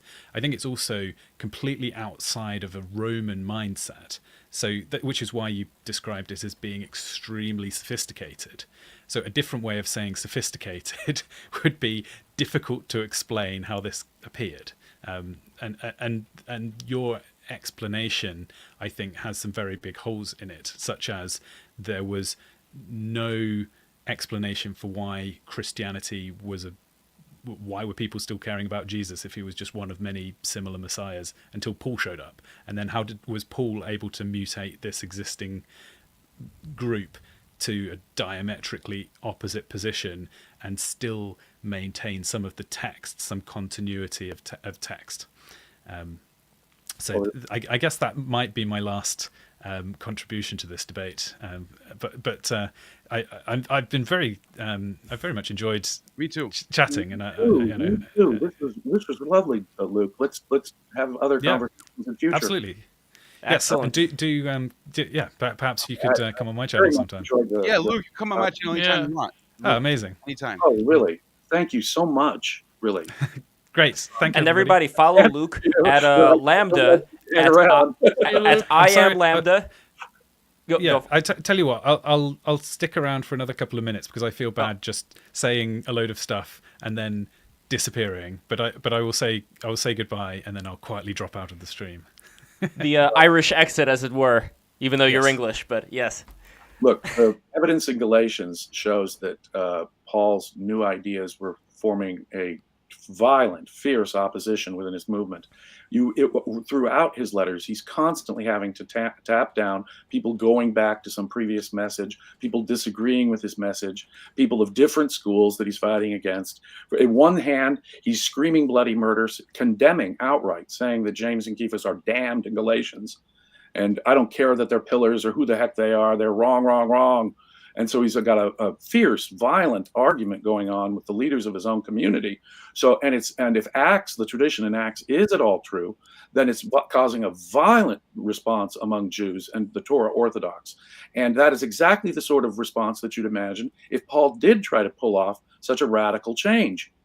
We have evidence of exactly that kind of negative response. Now, once the Jewish war happens, if Paul is in fact infiltrating the Messianic rebel movement, or a major faction of it, then of course they've been mostly wiped out.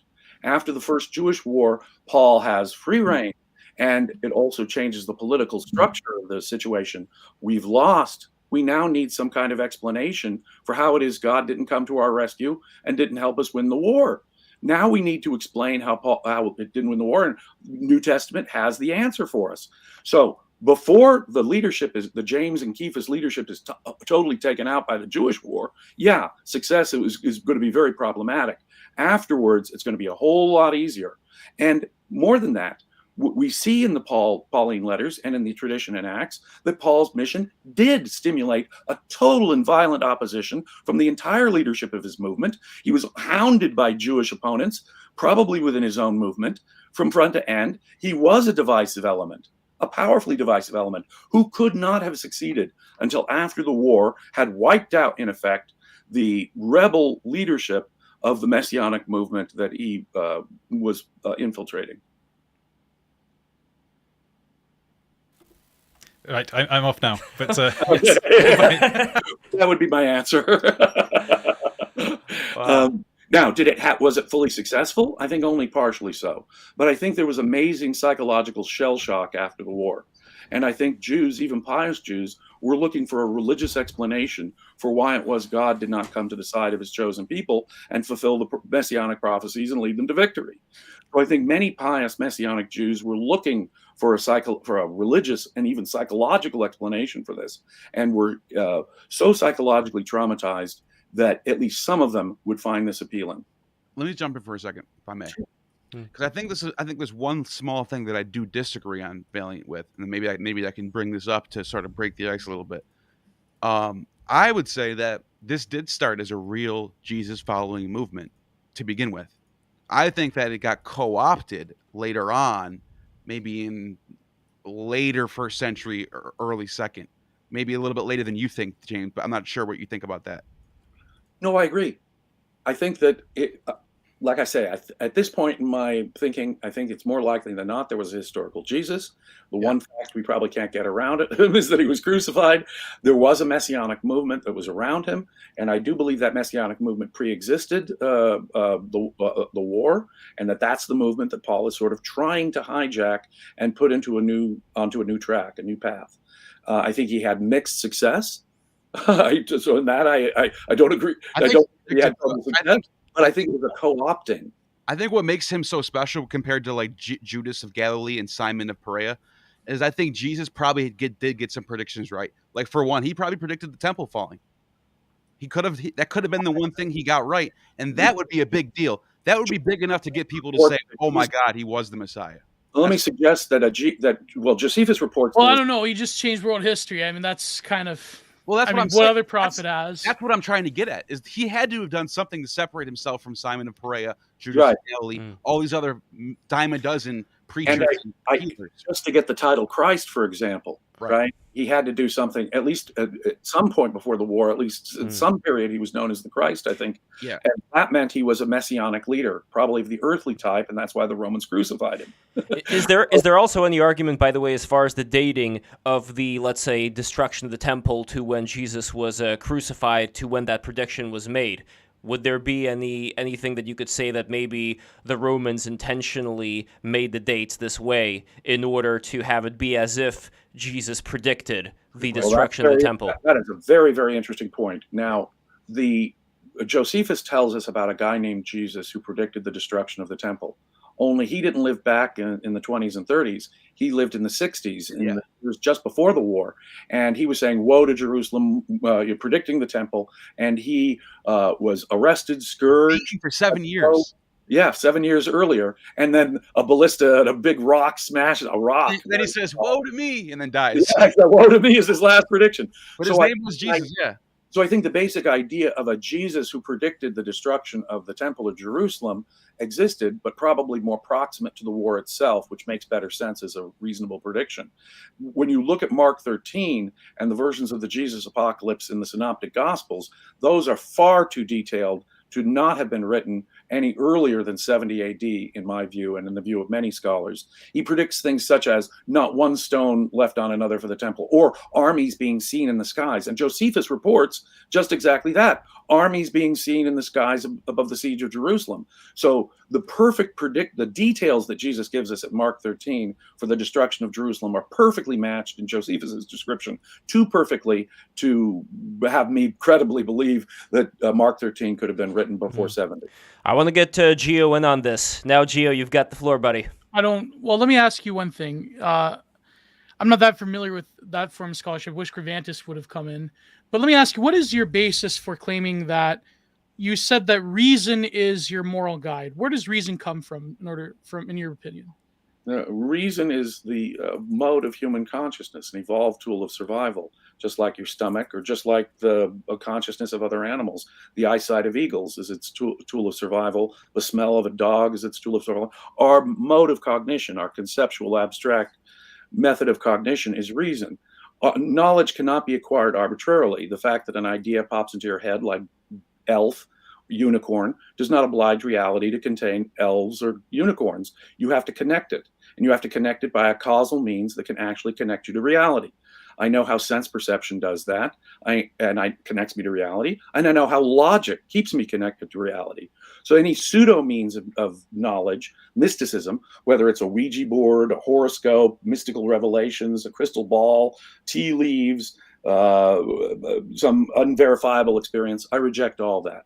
The only means of knowledge beyond sense perception is a rigorous logical analysis of the material provided by observation. That is the only means of knowledge. It is therefore humanity's most fundamental tool of survival. And therefore, but yet we have the things that go beyond sense perception govern our lives all the time, including various conjectures. Now, you can't phenomenologically correlate the mind and what is the experiencer of reality. You can't physically put a shape to that quali. I reject any notion of this is just like Daniel Dennett, like computational type of. Yeah, no, I reject the entire course of epistemology by modern philosophy. It is mired in religion, and that's what got it off to a wrong footing, in my view. No, I but how is evolution alone the basis of reason, though? Look, we land on the moon on a dime every time. We split invisible atoms to release the power of stars. Reason is a powerful tool for actually gaining knowledge. And conceptual knowledge, if it's valid, is only grounded in observation and must be reducible to observation, or it is not valid. So all conceptual abstract knowledge, in order to be valid, must be reduced to the evidence of observation. That's what science is. I don't know if people are able to live like that, though. If we're talking about let me finish. Let me ask you then. How can you base how can you make an argument that reason, as we understand it, and human cognition as we understand it, comes purely from a material means of evolutionary history? And what do you think is the way in which those various properties that are largely inanimate can come about, and even our experience of them through human cognition is entirely material? How would you get that is to the odd? Well, I think that evolution is natural. I am a believer in natural selection, although I don't think it's necessary to the philosophical case. But in terms of developing reason and where reason comes from. Well, when plants move toward the light, right, they're not conscious yet, but they're reacting to their environment. They're reacting to the light they need to do phototropism and survive. So whether you go from the simplest form of the beginnings of consciousness, phototropism, all the way up to humans developing metaphysical theories, there's a big continuum. And you can see the continuum in the development of consciousness throughout the biological world. It didn't just emerge by magic. It's obviously a tool of survival. Consciousness is only about perceiving this reality and for us dealing with this reality. And when religion steps in and says, no, there are other factors, then what they're doing is they're trying to get you to act against the needs of this life, which is precisely what Christianity and the substance of its doctrine is saying. Then okay, so then why is it that certain then why is it that certain things come about that violate that sort of evo psychology logic? For example, art, metaphysics, religion itself. Why is it that somehow the greatest works in human history tend to contradict that base survival instinct that has given birth to reason to begin with? Well, you're asking where religion comes from. I think it's inevitable. Humans had to learn that other things were not conscious like they were. They assumed that the sun rose with a purpose like they got out of bed, that the rain fell for a purpose like they cried. No, when science was born, when we started saying, no, it wasn't some god or some spirit that caused it. It was a natural phenomenon, a natural cause, as opposed to some conscious cause, some purpose of some god. For humans, they did not know that they were unique, that their consciousness is special. And so they grafted consciousness onto the world itself. First animism, then polytheism, which dominated most of human history, and only more recently monotheism. It's the projection of human consciousness onto the universe itself. Inevitable, natural, but fortunately we're overcoming it. But I'm saying, well, you're misunderstanding what I'm trying to ask here. I'm saying, why is it that there is a predisposition towards things in religion and in the work of art and in philosophy even that violates that strict logic of survival and expenditure of resources towards survival? And why is it that there are things that don't exactly make sense? For example, various rituals. Why is it that so much conscious effort is expended upon things that don't make a lot of evolutionary sense? Human beings need philosophy. Human beings. Why? Why? They're rational beings. Their tool of survival requires. But in your like Randian hyper-capitalist individualist world, why would we need anything if not for material survival? Apart from that, Because human beings are not just material things. We are conscious beings with purposes and emotions, and ideas, and awareness. But isn't that purpose consciousness is arbitrary and according to the logic of evolution? That's arbitrary. I'm not a materialist. I'm a being of. In fact, I'm not going to tell the world what it has to contain. Materialness, consciousness. No. I'm saying the logic that you're purporting, that materialistic logic, will lead to inevitably this hyper-utilitarian let me ask you, worldview. Okay, I want to step in kind of here as well. So, James, what do you think happens when you die? The same thing that happened before I was born. So as far as the awareness that you have right now, what do you think happens to that? Part of the cause, a brain, a nervous system. I take drugs, it affects my consciousness. You cut off my brain, all evidence that I'm conscious ends. A dead body has no evidence that it's conscious. Well, there are certain studies I want to send you with people who have been under in a coma in the state where their brain is not working at all, and during that state they were able to relay certain experiences that they have had when they came back. Now I don't remember exactly what those. Yes, when they came back. As far as when they came back. Well, so I'm going to send you the studies, and then we're going to discuss. I don't have them in front. Instead, I'm going to be a Final Fantasy X Una summoner over here, and I'm going to summon this text that is in front of me. It's very short, but this relates to what we're talking about. Can I ask you a question about... Gio, I gotta say this, and then... Okay, here we go. Okay. So, okay, right now. the chapter is entitled "Materialism: The Big Black Sack." And again, I know you're not a materialist. I'm not gonna put that in there, but anyway. Since materialism holds that a human being is nothing more than a haphazard, temporary coagulation of physical matter, energy, consciousness of self is nothing more than an illusion which ceases the moment the body stops functioning and decomposes. You're with me so far, right? You agree with that? No. Okay. I totally disagree. Chance is not part of the universe at all. Causality is the answer. Okay, well, It reflects human ignorance. Okay, I'm moving forward here. That's not the important part. Words like haphazard, it is a total concession to mysticism. Okay, that's fine. Okay. Yeah. So, hence, whether this illusion is completely accidental or constructed and replaced by prior supernature intelligence is also a non-topic of permissible discussion. The only respectable assumptions are atheism and agnosticism. Some materialists are so fanatic in their certainty that since they are only freak, persistent electrochemical accidents, everything else in the entire universe must also be as well. Thus, they confidently deny not just any creative genius behind the subatomic interfunctional complexity of nature, but the uniform and continuous enforcement of this natural law everywhere from millisecond to millisecond. The odds against the entirety of this are prima facie. I'm not sure if I'm saying that word correctly. Am I saying that? So, what do you think so far?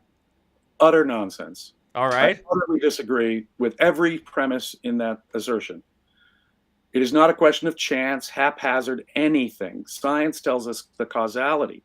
If the only order to the universe, you see, think of Kepler. Kepler was trying to find artificial order with the 5 visible planets. There's more than 5, but the 5 that he could see at the time, he was trying to fit within the 5 regular solids of geometry. If he could show that, then he could show that God, you see, had constructed this, and he was like a geometrist, and the God was the ultimate mathematician, and that would be a signature. He failed. In fact, the planetary orbits don't do any such thing. They're on their own irregular ellipses, although they follow consistent rules that Kepler discovered. So there's no signature. The only order to the universe that there is the simple order of things. A is A. Things are what they are. Contradictions can't happen. But there can be no conceivable universe. But if contradictions cannot happen, then how come being comes about from non-being? How can that happen? There is no non-being.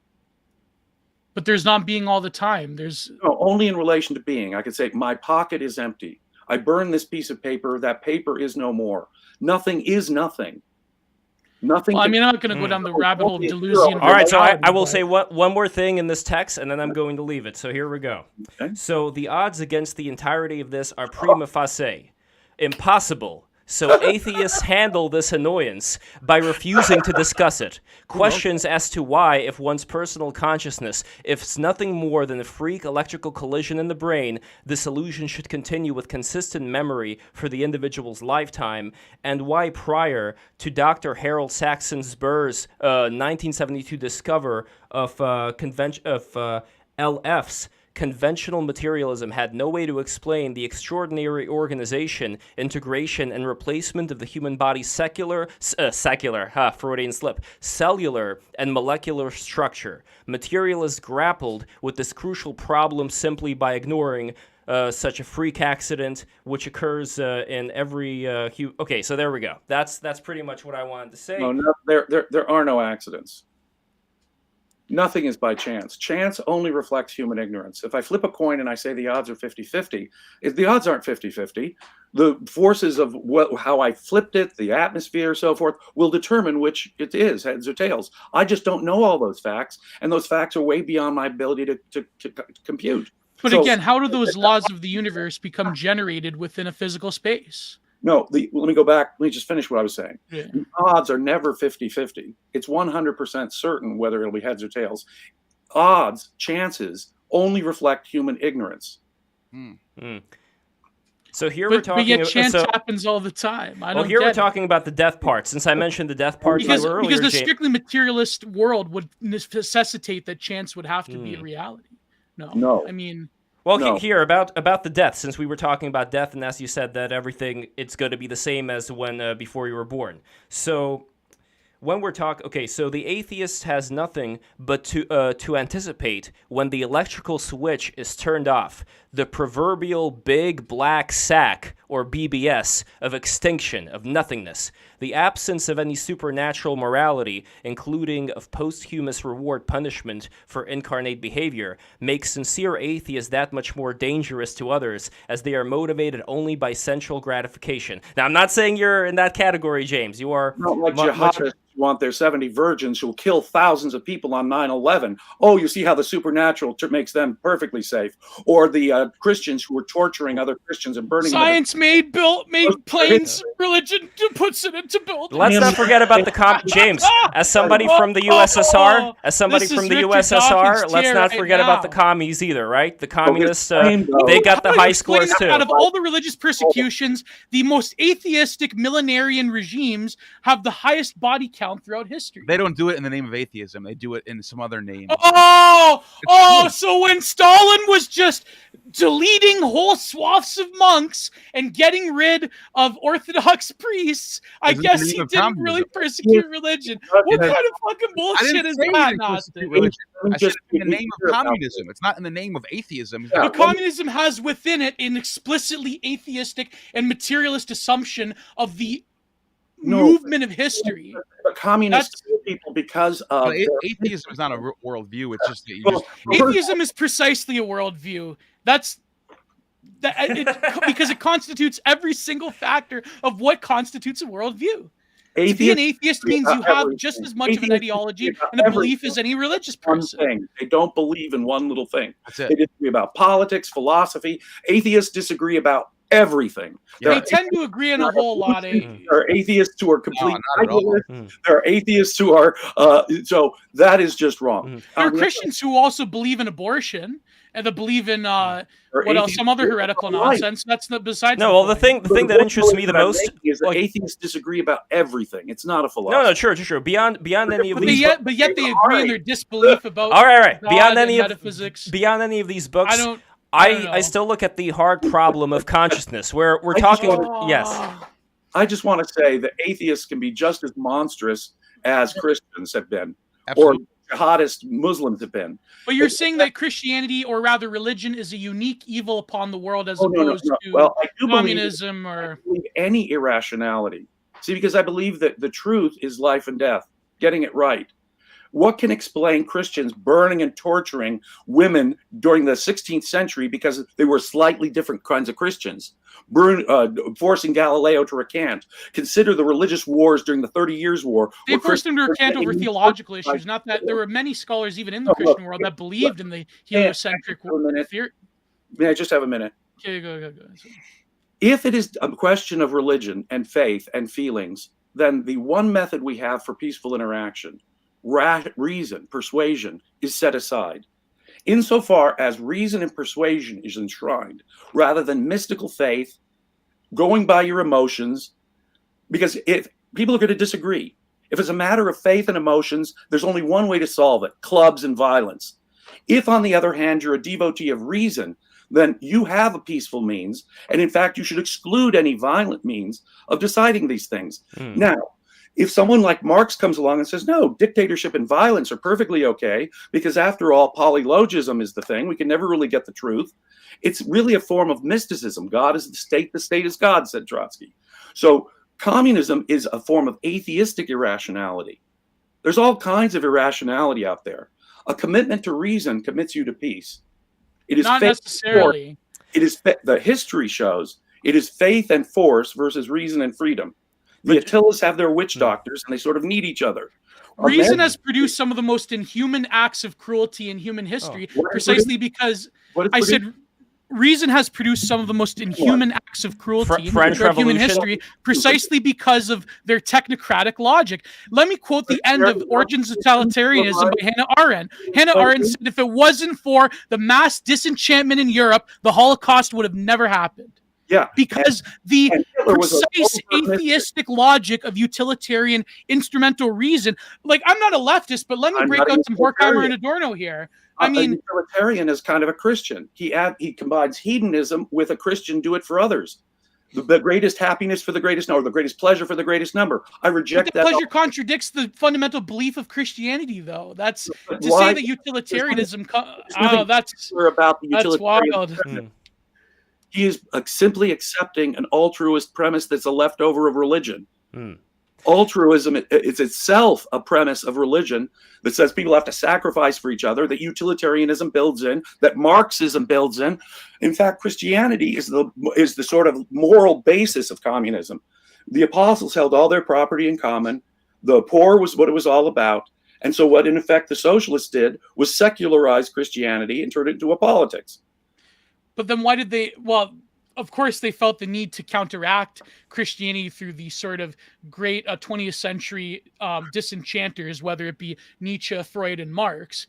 But this argument that, I mean, in certain aspects, I will agree that, yes, of course, these ideologies are an outgrowth, but they are rather a perversion of the Christian ethic rather than explicitly the logical next step. I mean, there's whole encyclicals against communism, despite what fed left Catholics would want you to believe. Competition. And then you've got liberation theology, where you've got Catholic priests who basically absorb communism heretical and integrate it into their view. Heretical by and the Pope, many popes, big advocate of capitalism. The Pope is constantly telling capitalist countries they have to be more socialist. I have my disagreements with Pope Francis, obviously, but no, I would say that even capitalism. Wait. Capitalism itself is a millenarian ideology that is also kind of an outgrowth of that sort of thinking. Do you not think that capitalism has led to injustice and cruelty and the use of force throughout the world? I mean, I don't know. It seems that you're not capitalism properly understood. In my view, capitalism is not true capitalism. Politics, and it's really irrelevant. Okay, my politics is, if you want my politics, I'm happy to tell you. But the fact is, no, I happen to believe that capitalism, properly understood, I define capitalism as the system that enforces individual rights, freedom, including property rights. It is a system in which all initiation of force is banned, violence. All human interaction should be voluntary. And to the extent that humans have actually been free from one another, the force, coercion, and violence of one another that has liberated their mind. Mind and force are opposites. So when people are sort of drowning in the VR pod and cooming to anime, I guess that's liberation now. Well, the Catholic Church opposed vaccines. They opposed anesthesia for pregnant women. They opposed street lights at night.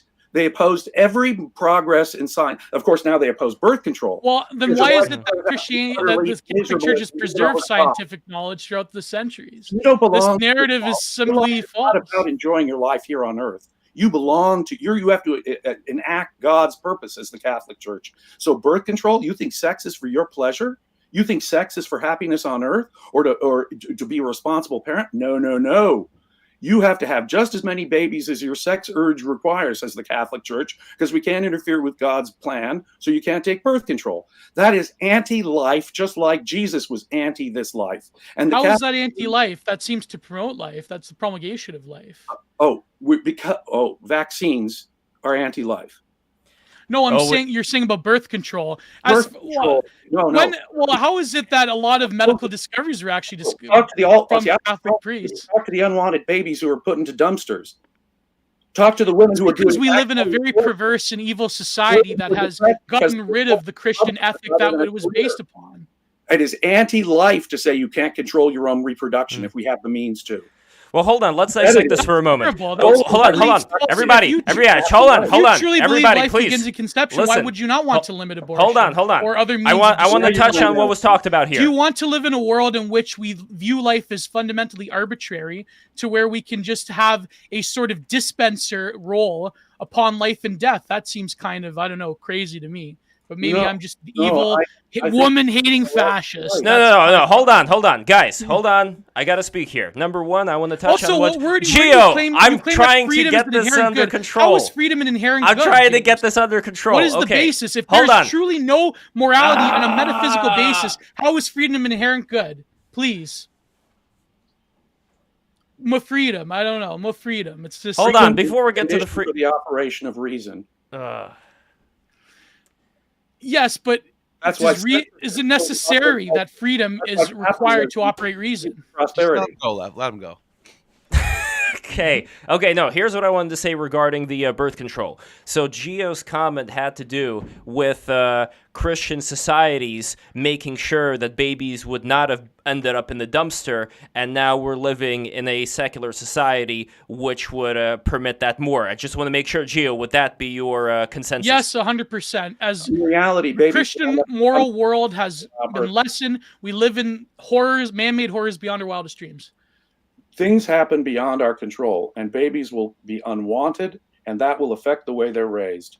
How many times did I see women who were not approaching their motherhood on purpose and voluntarily taking it out on their kids?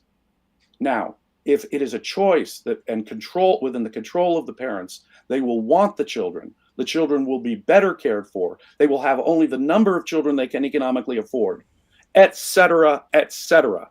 Actual misery occurs when you don't allow birth control and take away from people the control over their own reproductive activities. Misery must occur. But the misery of extinguishing innocent human life, is that not outweighed? How does birth control extinguish human life? Maybe not birth control necessarily, but you're saying that if you have an ability to control reproduction in general, that we should use it. Does that also include abortion and partial birth abortion morning after pill? Birth control example. It was clear that you're seeing that the church's doctrine on birth control is actually the cause of human misery and is anti-life. But extinguishing life is anti-life. I don't understand. Just like Galileo, just like every opposite. But okay, fine, but it's anti-life. But yet your own religious belief in capitalism is also anti-life because of look at all of the poor economic outcomes throughout the world. Is that not anti-life? Do we not live in a crippling social Darwinist world order when it comes specifically to the economic arrangement? I didn't come here prepared to argue the virtues. Yeah, this is different. Yeah. It leads into the other. I mean, the point is that to the extent freedom has been allowed, you don't have misery. Capitalism's the only We have system a ton of misery. to ever help the poor. No, I think James is right. I think James is right that this is going in a different direction. We have more misery than ever. It's just Hold not the misery. on. No. Let's actually talk about that. Everyone But has okay. Well, we rely upon an apparatus of exploitation. Hold on, the Gio. third world to even exist. It's So I time don't for know. That's Lev. kinda- It's time for Lev to We're not speak. getting rich from these poor people. All right, hold on. I'm sorry. It's time for Lev to speak here. Everyone's overweight. Hold on. I'm wrestling Is that control. not misery, Gnostic Informant? I'm wrestling control back on the stream here. Hunger and famine. Hunger and famine is a lot more miserable than being overweight and having your phone and being obsessed with it. Sure. And Okay, hold on. being lulled into sleep by Right. the various somas of modernity. All and right. being The more you are in America, the All more right, likely you are. hold on. Okay, I'm sorry. I had to mute everybody right now because I got to wrestle control of this out of control stream. All right, here's what I want to say now that I finally have the floor. Number one, I agree with neither of you. I agree with, even though I would say that I'm more on James's side when it comes to better ways that people act according to certain ethics that you could say are logical or whatever. People act, I think, pretty good right now as far as being neighborly. I don't think it's this nightmare scenario that a lot of people paint, and I think that the Age of Reason or the Enlightenment did have a role to play there, which is very significant. That's number one. But here's the important thing, and this is something I know James is going to disagree with him, but this is something that Rudolf Steiner pointed out, that Steiner believed that we are still running on the fumes of this sense of there being something out there, something beyond whatever it is that we are familiar with. There are very smart and brilliant people out there, like James over here, who I think can live without that sense. But I think that a lot of people cannot live without that sense, and I'm not saying, oh, this is just for the plebs. No, I think that this is a very important sense, kind of like in The Truman Show, if you remember that movie, where in the school they said, oh, everything's been discovered already. It's this sense of there is nothing more that I could find out. There is nothing more to go beyond this idea of what it means to be an embodied consciousness. And this is my big issue with James, where my personal thought, and this is just me over here, this is just Lev. My personal thought is that I don't believe the radio creates the music. I don't believe that these various electric signals in our brain and these cells and the DNA, I don't think that that's what the experiencer is. I don't think you can dissect the human body and take out a dream and take out a thought. That these are not things that are relegated to the particular solidified experience of the human chemical body or anything that goes on in nature that I would qualify as being alive. So when it comes to what exactly that is, I don't know, but that is the only thing that I would say there. That's it. Everybody could speak now. And everybody subscribe, by the way. Subscribe to the Break the Rules stream right now. Patreon.com/breaktherules. Become a patron today. We are going hot. And afterwards, after James, we are going to go to the Twitter space and continue the conversation there. So let's can that, Lev. It's getting late. Really? It is getting late? I don't know. Gnostic, what do you think? Is it too late? Unmute yourself. Yeah, we've been here. It's already 9 o'clock. It's already been a couple hours, boy. So. Okay, well, next time. We'll do it next time. Oh, James, you got to unmute yourself. Yeah, James, you got to unmute yourself. Well, finally for the claim that human life is better, materially, yes, spiritually, morally, and on every other metric, we are suffering immensely, and we are going to suffer materially as well. Just wait. It's already happening. It's already in place. So that's the problem. And also, man-made horrors beyond our wildest dreams have been caused precisely by the Age of Reason, not the absence of 100 reason. years That is from my now, final argument. 100 years from now, people are going to be able to walk outside and jump into a car. It's going to be a remote. It's going to be a car controlled by a computer, and they don't have to drive or anything. They can probably pay pennies on the dollar for a ride to James, work. unmute yourself. You have to. Oh, yes. James. The world is becoming more and more automated. Hold on, I'll do it. Hold on one second. I will say this: we're becoming kind of like dumber in a way because everything's done for us. James, you have to unmute yourself because I can't do it for you. Oh God! You gotta click the lower. Control D. Hit Control D. Control D. Yes. Yeah. So there we go. There we go. Here I am. But like, Okay, I wanted to agree with you, Lev. All right. You said I was going to disagree with you. I actually substantially agree with you. Human beings are more than memory. Look, my conscious state is not the squiggling of the brain. No, It isn't. I'm not a materialist in that sense. Consciousness is real, and people need philosophy precisely because consciousness is real. The mode of human consciousness requires us to have an integrated view of life, requires us to have an ethics. We can act as our own destroyers, and we have to know what's in our long-term interest, what really works for human beings and what doesn't. That can only be discovered by reason. Before the age of reason, I mean, cannibalism and human sacrifice, of course, and then slavery was taken out in the civilized world only 150, 160 years ago. No. We're only in the Enlightenment is the first thing. A country like America with free speech and a separation of church and state could only have come about by the Enlightenment. The end of this religious violence and forcing people to have the same religious viewpoint could only occur because of Enlightenment ideas that liberated government from religion and created a secular. I would also a lot of equate these reason. ideas were present in the ancient Wait, world. but hold on. No, I gotta have my soapbox Enlightenment now. domination was there as well. Hold on, I gotta have my soapbox, Gio. Well, So sorry. I would equate. No problem. I would equate reason It's very with presentist with wisdom. Where if we're talking about somebody who has grown wise, who has seen various things in their life, and they have acquired this thing that I would call wisdom, then they would also be reasonable. I would say there are a lot of midwits out there who claim to be reasonable and use the excuse of reason for creating draconian situations. And I know that you are not on that side, James. The last thing that I would say, though, is that when it comes to what exactly happens with our consciousness after this particular vessel starts to go offline, decompose, whatever, where I would differ here is I'm not sure what happens. I'm not going to put a stop or a wall and say there is nothing 100% beyond this. I'm not going to limit myself to saying that this is it. I don't know for sure, but my body falls apart as I age, and so does my mind. your perception falls apart. The inevitable biological course of things. When I look at the aging process, look, this thing's falling apart, and the inevitable course is death. So the fact is, when you're drunk, James, when you're drunk, you're also not perceiving things well. When you're high, you're perceiving things in a different way. Perception changes, but the question is, what about the perceiver? You could have a shitty radio that plays garbled garbage, but then when you have the same song coming through a different radio, it's different. Yes, make the point, Gio. Where is it actually? I have it next to me. Fang Numina by Nick Land. Do you not think that given the scholarship of people such as Gregor Bataille and Nick Land, that certain conditions problematize the straightforward Kantian notion of reason when you have the reality that certain people live with a sort of imperfect reason, or rather a skewed perception of reason and the intellect and the imagination? Because, for example, in the schizophrenic, this line between the understanding, reason, and the imagination are jumbled together. There is no filter there. So it seems that the universalism of these enlightened values, specifically when it comes to reason, are problematized in a variety of different ways.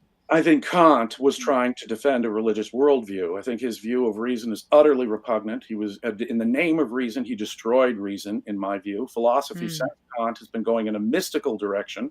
He wanted to defend a Christian ethics, an ethics of duty, which I totally reject. He said he found it necessary to deny reason in order to make room for faith.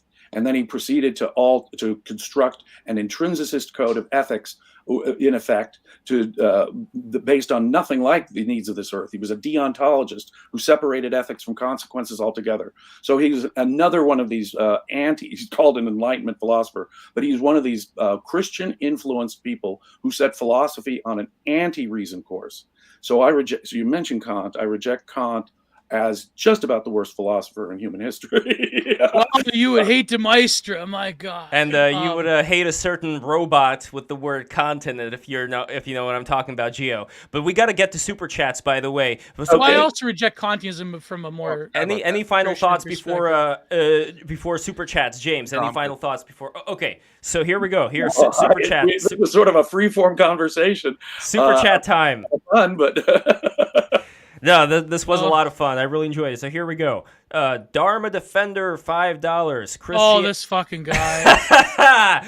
Christianity, 0 eyewitnesses to a resurrection, but Paul claims there are 515. Someone forgot to preserve the information. How convenient. So there we go. There was Next super I chat. wish Gravantis came on. He has more knowledge in this area. Yeah. Well, actually, okay, James. I wish he was here too. Yeah, James, if you would be interested, I would love to do this again. If Gravantis watches the stream and if he has any questions for you, I would love to. Let's do it. All right. Absolutely. Why not? All right. This is fun. This is fun. I really enjoy it. It's strange that, given the history of Vedanta, that the Dharma defend. I mean, I don't know. That's kind of. What are you gonna do anyway? If you look at for a lot of different traditions around the Indus Valley, there, I mean, there's like a lot of weirdos, like New Agers, that like to claim that, well, you know, maybe Jesus had an epic bro down with the Buddha. I mean, even me and Tyler, who's in the chat, we had this conversation about the axial age and how that sort of gets misinterpreted. But I don't know. I just well, there are interesting connections between Eastern mysticism and Christianity, though, and asceticism that sets in, for example, in medieval Europe, where monks are, you know, whipping their backs literally bloody, the flagellants. You got people denying themselves, celibacy, poverty, sleeping on rocks, that kind of Christian asceticism. And then you go to the yogis in India, their asceticism. Let me suggest that there may or may not have been an influence and interaction, but and I have no reason to, you know, argue there we know there were Buddhists in Egypt in the first century BC. We know there's Buddhists in Egypt. And certainly trade with Rome extended to at least India, even further. Yeah, the first Buddhist statues were Greek in origin. That's true. Let me suggest that this opposition to the body is inherent in religion. When you postulate a supernatural dimension, you've already dissed this world. You've created a real ideal theory-practice dichotomy, ultimately a mind-body dichotomy, which sets people at war with this world. Why Jesus says, don't consider what you wear, what you eat. Don't be frightened to be poor. Poverty is wonderful. It's great when you're persecuted. Love your enemies. Let the dead bury the dead. I would differentiate when it comes to some yogis, though. If we're talking about certain tantric practices, it's the complete opposite. They are actually supposed to make the body healthier and live longer. So when it comes to a lot of these things... Well, I mean, Christian asceticism was also to make the body into a form of hell. Sorry, James, you make a point that I wanted to respond to that. Okay. So go ahead. What I wanted to indicate, there are different forms of asceticism. Some of them do say it's good for the body. But when you look at some of those yogis that are emaciated beyond the pale and are proud of their pain, that's the sort of asceticism I'm talking about. Yeah. Right, but those were different practices within, for example, an Orthodox I'm not an Orthodox Christian, but world and leads us to a war with our own bodies. No, but that war is designed for a greater purity, a greater understanding of this world, and only the few could achieve those levels of asceticism. No, but let me make this thing, because a long time ago, and when I did my MA, was actually in Eastern religion. It was in philosophy. It was in specifically Zen Buddhism and aesthetics, but when it comes to the question of asceticism, of course, we have to realize the vast differences in the purpose of that asceticism, both in the East and the West. I mean, they have very different and intricate systems within Vedanta in particular when they approach various forms of asceticism in terms of reaching different levels of yoga, highest being jnana yoga. And whereas in the West, it's very much this relation between the one and the other of Christ and our Lord. That is, of course, very different in Hinduism, although there are parallels, of course, right? But my problem, like, having been a perennialist for no reason. Well, but I would argue it is a form of reason, James. All there is and all that matters. You exist for your own life. Your life is an end in itself. Your life is not. Justify it. Your life. Listen, James. Listen. I admit, I've been kind of an asshole. All right. I think that you're a nice guy. But I think we just have such a fundamental disagreement. I could bridge the divide, though. For example, James, you could take this. You could take this, however, life on Earth, and that you think there are things that are worth that this life can be sacrificed for some supernatural fantasy. Not totally sacrificed, because James, there were various heretical sects that the church persecuted that specifically believed in a very Gnostic anti-life interpretation of theosis. For example, the Cathars believed, that this world was hell, and they had to be done away Pride with. guilt over Same with sex. the Gnostics. I don't know. Guilt over Sorry, sex. Gnostic Informant. We're but, going to have no, a you're right. Gnostic I would debate agree. coming up Monday, by the way. This Monday, Gnostic debate. All kinds of anti-body, anti-sex, anti-wealth manifestations of mysticism. Just Protestant guilt over sex. They're all hung up and But uptight. that's Protestantism. Only mysticism. That's heretical. Only concerns with another world could make them inherently hostile to their own body's needs. Oh, I think that within certain forms of Catholic and Orthodox mysticism, there is a recognition of those bodily needs. There is a love of. There's concepts of agape leading to eros. We live up to Christian ethics. I mean, we're all lusting in our hearts and feeling anger. We're all born, according to some, with original sin. No, that's a bad thing. Reject that whole view of ethics. But you understand that in order to give in to the lust and the concupiscence, I believe it is, of the flesh, justified. No, but it's not always good. It leads your own heart to a form of bondage.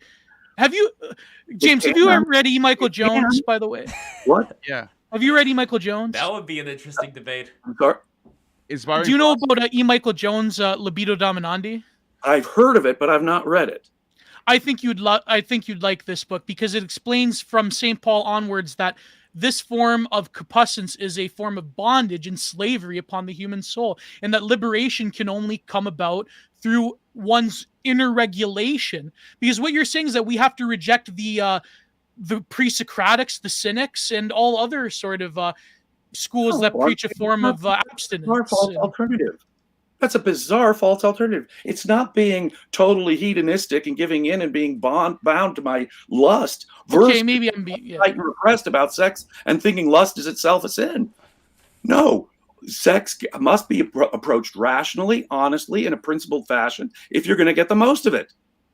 No, to get the most out of sex, you have to be rational about it. You can't be whimsical. You can't indulge yourself in mindless orgies. No, it's a bizarre false alternative to say it's dogma or nothing. It's everything goes, or you go by my uptight, strict rules. That's what religion presents us with. And it's this bizarre false alternative that must be rejected. But both are the results of religion. Notice it's the subjectivist wild guy. He's usually the burnt religious guy who said, I've had enough, to hell with that. Anything goes, I'm going to go by my feelings. No, but I would say that, to me, in my view, Christianity, specifically Catholicism, is that median, that middle way between those two worlds, because it is a recognition of one's lusts and one's iniquity. It is a recognition of one's bodily needs. It doesn't demonize it to the extent that certain Protestant evangelical Calvinists must be chosen. There is no unchosen good or bad. If I blame you for being a white guy, I'm blaming for something that you didn't choose. That would be immoral. That would be improper moral evaluation. As Aristotle observed, only things which you choose you can be evaluated for. Your thoughts, your actions, the things you have chosen voluntarily. So original sin is a destruction of ethics at its root, saying that emotions are a form of sin. Lust, that is a hatred of human nature, and our non-volitional nature being condemned for. You see? No. Emotions are outside the realm of cognition. How you act on those moral evaluation, how you act on those emotions or not, is subject to moral evaluation. But that's Catholic doctrine 101. It's rather the act of sinning. It's not merely corrupt. You have original sin. You can't even get into the church till you're baptized. Then you got to be confirmed, and then once you're confirmed, only then can you take mass. You got to belong to this club. Go through these the bizarre sacraments as if it's this club, St. Peter's Club, that gets you into heaven. Through the kingdom, because you've obeyed the sacraments, you see? Yes, of course. And only in the 20th century, back to Roman providence, only in the 20th century did the Pope officially forgive the Jews for killing Jesus. Now, talk about a sick religion. Well, I don't know. I think that kind of was a bad move because there are many Catholic doctrines beforehand that says that we've completed the covenant, and I mean, you're hung up on this anti-Semitism thing. I don't know. I mean, it's kind of millions of Jews were killed in Christian ghettos too, and forced ghettos. We get the word ghetto from the way. Well, I mean, if you wanted to pin that particular regime of the 20th century on Christianity. I don't know. No, we're not even. No, we're not talking about this those. happened way before that. Yeah. Oh, you mean the pogroms in the 13th century? If Jews were forced to convert or live in ghettos or die, you know what I mean? That was a thing. Oh no! I You mean, gotta admit, for most of its history, you gotta break Christianity a few eggs. was viciously anti-Semitic, right? Yes, but you have to understand that they're two very distinct worldviews. Well, I don't want to get into this, or else we're going to get banned on YouTube. But I'm not about to put some 4chan infographic. We'll have an episode later on Odyssey. But I'm saying, specifically when it comes to bodily sin, I think that there is a middle way present within the doctrine of the church. Right. There isn't sort of this weird Calvinist evangelical. I want to throw out a shout out to Thomas Aquinas. You know, like I said earlier, Augustine was your hardcore earlier Christian, and he really did believe some wildly inhuman doctrines, like his opposition to self-defense being reasonable. He said people will do it, but it's a sin you have to be forgiven for. Aquinas said no. Self-defense is okay. Aquinas was the guy who reintroduced Aristotelian logic into Christian thought, and thereby set off the procedure that would lead to the Renaissance and the Age of Reason and the Enlightenment.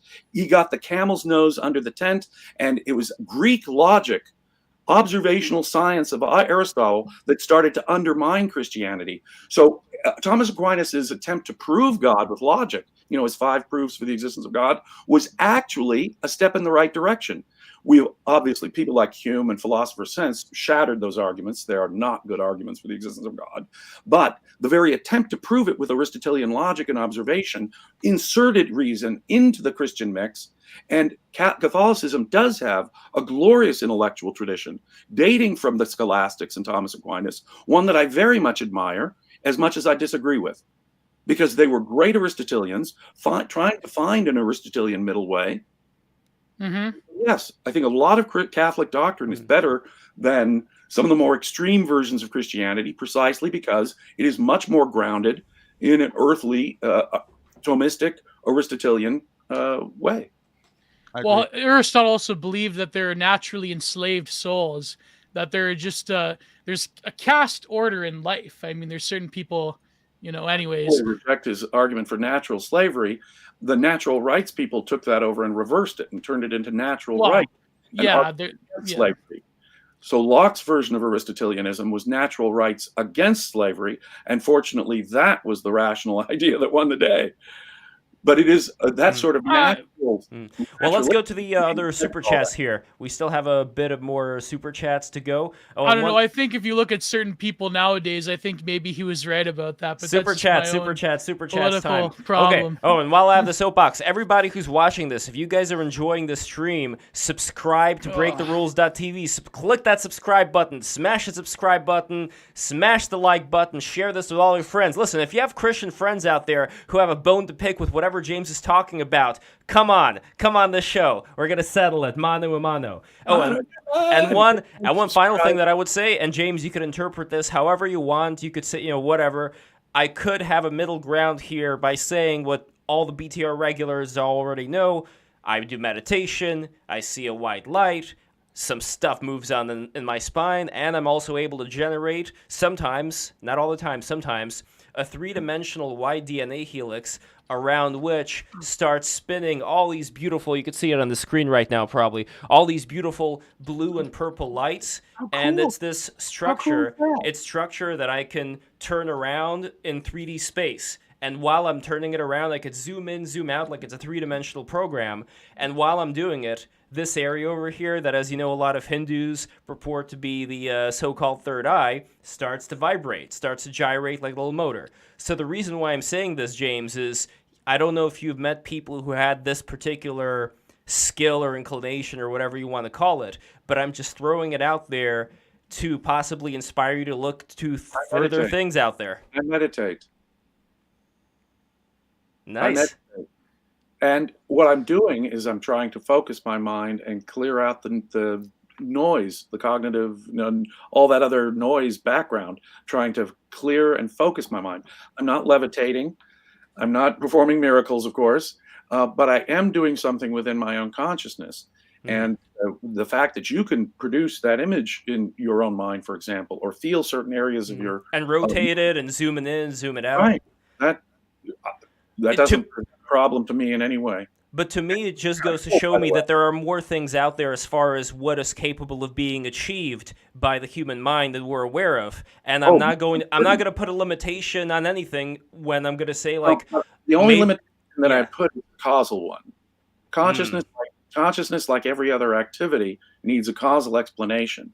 And without the cause that I'm aware of, the brain, a functioning nervous system, you're suggesting a causeless, disembodied thing, a magical thing. No. This is where we're going to differ again, because I can't see how we can extract this cause from the brain. Like, is it the electric currents? Like, what exactly is this cause you're talking about? You know the connection, like you point out. You get drunk, it affects your consciousness. A physical change of the chemistry in your body changes the mode of your consciousness. I can do that with drugs. I can do that. Education. But as far as what the actual cause is that generates, but what is the actual cause that generates the cognition in the first place? It's not the electrical signals. Those signals are not the observer. It goes back to this question that nobody can answer. I can't answer, and you can't answer it. Whoa, no. The relationship between at one level, someone's on my side in the stream. No, look, at one level, even if we neurophysiologists one day fully understand how the brain produces consciousness, it will still be a state of consciousness, that knowledge. So at one level, phenomenologically, underneath the fact of consciousness, right? Even if we causally understand it, it'll just be another state of consciousness, that understanding. So on the other hand, there's no justification for making up stuff just because we have ignorance. Ignorance is not a license to make up whatever feels good for us. Beyond the what you were talking about relating to the ignorance and making things up, I 100% agree. This is why I don't want to make things up. What I want to do is actually look at people like I would think it would be a great conversation if you would have in the future with somebody like Rupert Sheldrake. Do you know Rupert Sheldrake's work? I've heard his work. Again, you're naming scholars. Very much demonized by the ivory tower people. Let me read you something from... No, people. I'm not going to break... All right. Today I already had a stream where I was talking about the convoy. I have to admit, gentlemen, that you're bringing up people that I have consciously avoided, not pursued. Wait, who did Lev bring up? I didn't have Rupert Sheldrake. Oh well, Lev, you're on your own there, buddy. It's no, that's gonna be a has fun interesting time. Ideas. I think he tends to reify like the more new agey aspects of his thinking. Also, someone in the chat, Gnostic, wanted to ask you about the Archons. Yeah, well, hold on. We got to get to the super chats. Ninth Planet. Isn't Ninth Planet the Eddie Bravo MMA system that takes from Brazilian Jiu-Jitsu? That's so funny. That's the first thing I thought about when you said Ninth Planet. I thought of Eddie Bravo's face right away. Yeah. Spider Guard is like devastating in my opinion. Archon is actually enough to do it, probably. Archon is actually a Greek word that means is it something like creator or something along the lines of like it's like architect. Power. Architect. Yeah. So the archons are like the gatekeepers of like government and or like certain areas, certain. It could be the Greek word can be translated is power, ruler. Yeah. So, example, that Jesus was killed by the archons of this aeon. He's saying the powers that rule this age. Right. And, right. Perfectly vague, which is interesting, right? If it was a Roman crucifixion, it's perfectly understandable why Paul would be perfectly vague about that, eh?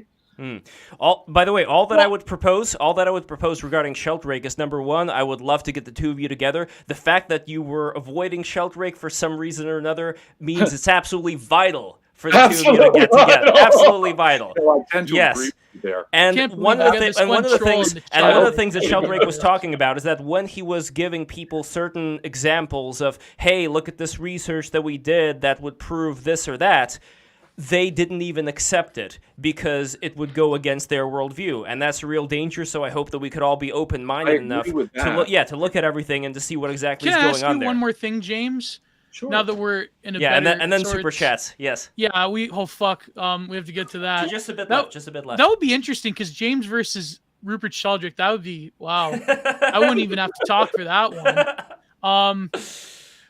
can I ask you, now that we're in better spirits, what do you think in general of, maybe not necessarily like the new age woo of someone like Sheldrake, but let's say the like more Whiteheadian notion of panpsychism? What would you think of those ideas that are becoming more in vogue in like academic philosophy now?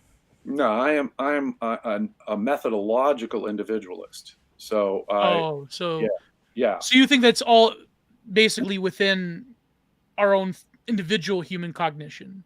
I'm the only one who can think for me, and that's why I don't surrender my mind to any authority. My judgment is my responsibility, and I take that responsibility so seriously that I do not defer to authority. I do not go for arguments for authority, and I certainly don't turn my mind over to some mystical authority. But don't we, Religion, in effect, is surrendering one's mind to some form of authority.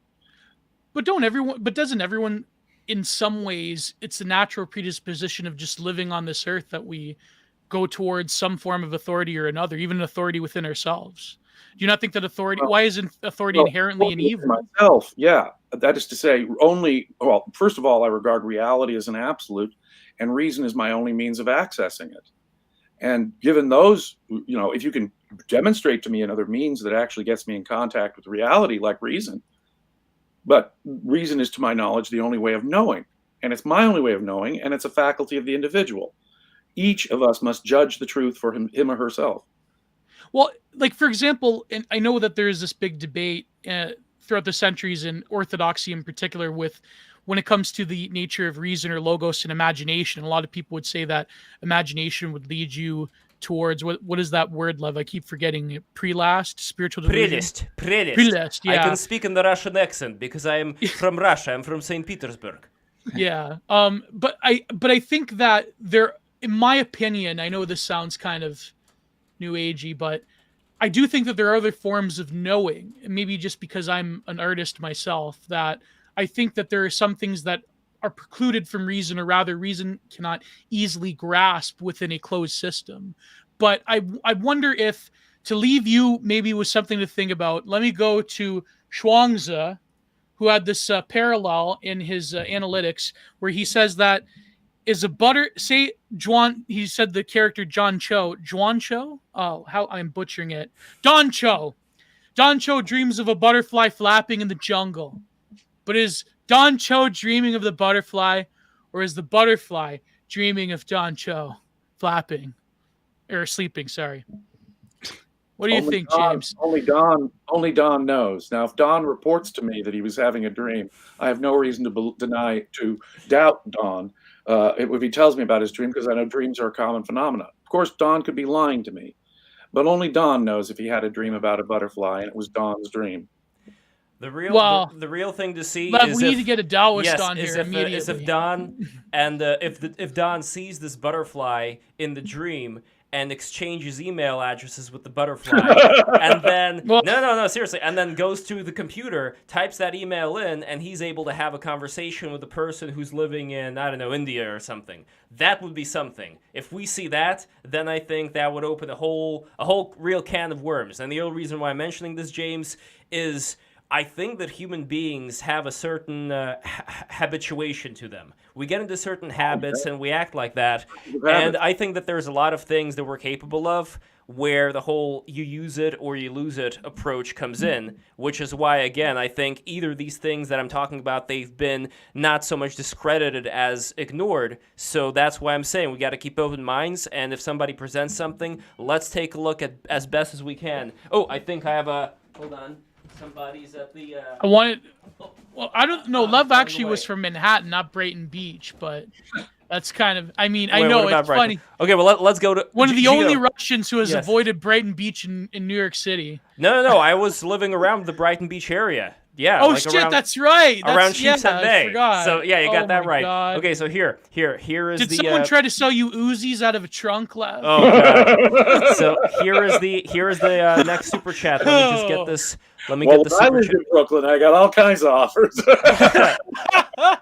There you go. That was during There you go. during the good older bad old days. Well, the bad old days are coming back, as you know, with the crime rates and all that. Politics are here to stay. Yeah. But anyway, next super chat over here. We're almost done. brutal. We're almost done. Okay. Gaius Julius Windex. Oh, that's this fucking guy. That is No! amazing.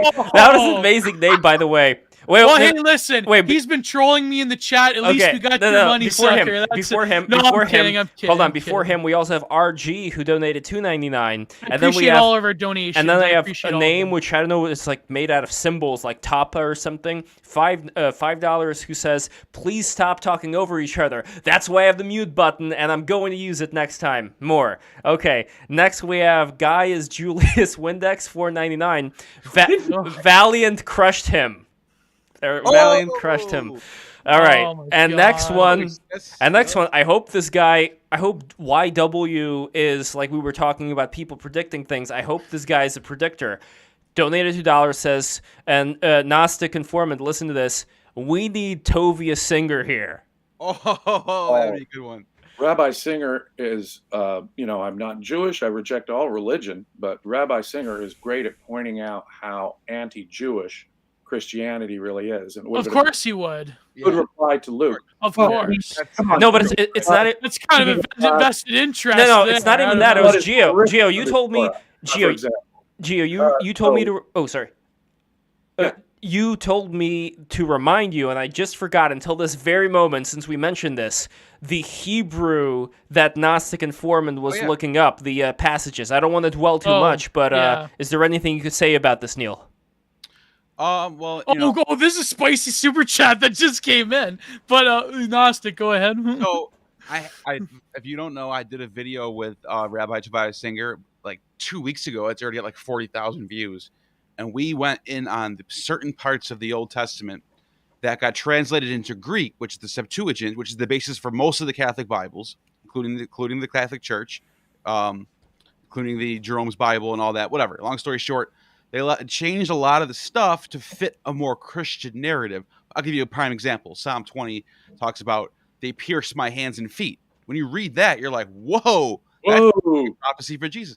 Turns out when you actually go to the Jewish Bible, the Masoretic text, not only the Masoretic text, all of the ancient manuscripts, they all say like a lion. The word like a lion, kore, is very similar to the word for pierce my hands and feet, which is like Right. hooray or something like really similar. One of the good things about Words the that tweak to change it to make that tradition- difference. By the way, Yeah, but speaking lion of is like a the- lion, look who I got here.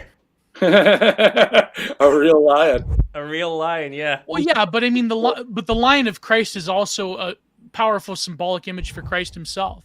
He is the like even the Lamb of Christ within Ezekiel, then later in Revelation. It is the Lamb that later conquers the Lion of Rome. That's another. Lion of Judah, and he is the lamb who was the sacrifice. So Yes. Yeah. No, I can see that. The only thing is it's the context of what it's written in. They're talking about it's King David the psalmist writing about Jerusalem being surrounded by Babylonians and Syrians, and they're saying, well, they pierced my hands and feet, whereas the other one says they're surrounded like lions and dogs. So it's not like it doesn't change the narrative, but it changes it to make one sound like a prophecy for a crucifixion. the Masoretic text is different from the Septuagint text, which is often favored by Christians, and Exactly. That's the point. Bible. Well, I was just going to make a little footnote here. One of the cool things about the Revised Standard Edition, that Christian translation of the Bible, is they returned to a more Masoretic, at least in most cases, a more Masoretic version of the Old Testament. Yeah. Which is a strange thing. They have a Jewish Old Testament when most Christian Bibles before that had a much more Christian Septuagint-based Old Testament. Well, I'm researching, and there's also other various Christian scholars who disagree with Tobias Singer, and I don't know. I mean, I think that the Israelites also had their vested interest, and I don't know. Again, I doubt whether this is a level of. Well, here's the thing: when we found the Dead Sea Scrolls, this was it. This is the final judge in the matter. We now have documents that have been untouched that go deep into the century. So it turns out all of these scrolls that have that verse, all of them say like a lion, except for one. There's one ineligible scroll. It's a fragment. It was translated by Peter, whatever his name is. He's a Christian scholar. He translated it. If you can look up the scroll online. I wish I had a picture to show you. It's almost ineligible, but he thinks that one says, "Pierce my hands and feet." So a lot of scholars that are critical of Christianity think that he's full of shit. He's got a lot of flack for that. Like And all you have to do is read the Torah to know how horrifically impure it is to drink blood. Right. The idea of drinking the sacrifice's blood, you drain the sacrifice of its blood thoroughly before any consumption of it. As very ironic, given the anti-Jewish conspiracies that have spread out, like the blood libel and all that. Yeah, there's if we're talking about the blood. Well, that actually does have a basis in fact, Lev. I don't know if that's... He abused the Torah all over the place and abused Hebrew scriptures to make its point all over the place. It's well, someone mentioned Uram version. But we just talked about right now how blood is something that's considered to be very, dirty, and how you're not supposed to have anything to do with blood. How does that align at all with these theories that people? Well, in Christianity, in particular Catholicism, with the body and blood of Christ. I mean, no, but I'm talking about the theories about the Jewish blood libel stuff. Like, how does that align with? I feel like we're gonna get banned off of YouTube if we continue with this. Well, right here. Oh, no, that's not it. The Jews somehow used babies. Talk about the ultimate babies for breakfast, right? I don't know. The cult of Dionysus was big into this stuff, but that's how anti-Semitic Christians have been for most of their history. Yeah, in fact, the imagery built into Christianity from the outset. Well, the imagery we get from John with the vine and the water and the wine, you could see that a lot. John is outright in fact, at the end, Dionysus, when he comes back to life after he's resurrected, he says they all see him in his glory, and they're like, "Oh no, he really was God." And there's Dionysus, we have sinned, we beseech thee. He said, "It's too late. You knew me not. Yeah. This is your wage." Basically saying the wages of your sin for not accepting me. Right. All Dionysus cares about is if they believe in him. He doesn't care about their sins at all. Yes, but the purpose of wine and blood within Christianity, especially later in Revelation, it's fundamentally different than the pagan Dionysian view of the sort of ecstasy of wine. I mean, they're two fundamentally different things. What they have in common is the indwelling presence of you take the God into yourself. It has a transformative effect. Yeah, but that's every belief. This, Jesus, the equivalent of Jesus comes into your heart and changes you. Once you've gone through. Yeah, but a Hora Mazda comes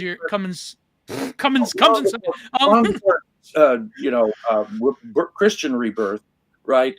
There was this rebirth of various other kinds through the pagan mysteries. That's exactly what it was. A rebirth. But they were rebirth in kind. They were different fundamentally from the Christian rebirth. For example, I know people bring up Set and Horus, but you are morally and psychologically a new person. The implication is. Yes, but I'm saying the within idea of a suffering semi-divine savior is very common centuries before Christ. And he is, but not in the same way, though. Not the idea of sacrifice was ultimately come into its own conclusion within Christianity. I mean, that particular idea of sacrifice wasn't present very much in the ancient world. Human sacrifice existed for all of us.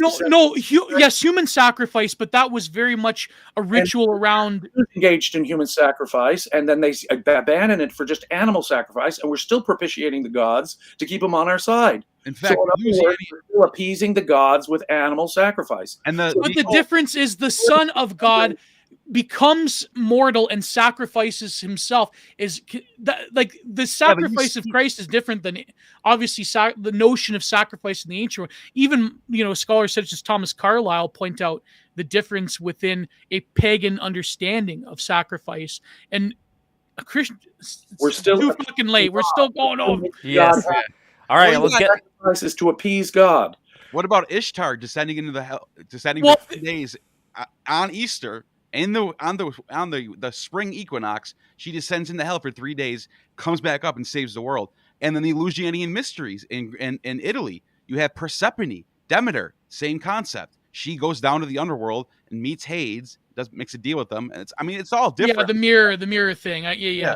No, but Well, but that's even a debate in Christianity whether I know, for example, in The Everlasting Man, Chesterton talks about how Christ became an atheist and so forth. But as my good friend Thamestar, who Gnostic, you better get ready for Thamestar next week. My good friend Tyler Hamilton says that. Let me. Oh my God! Can you scroll up a little bit, Lev? No, I lost the chat. Oh, okay, hold on. Let me see. Oh, I don't know because where it's not changing. Thamestar is, he says that go down a little bit actually. Yeah.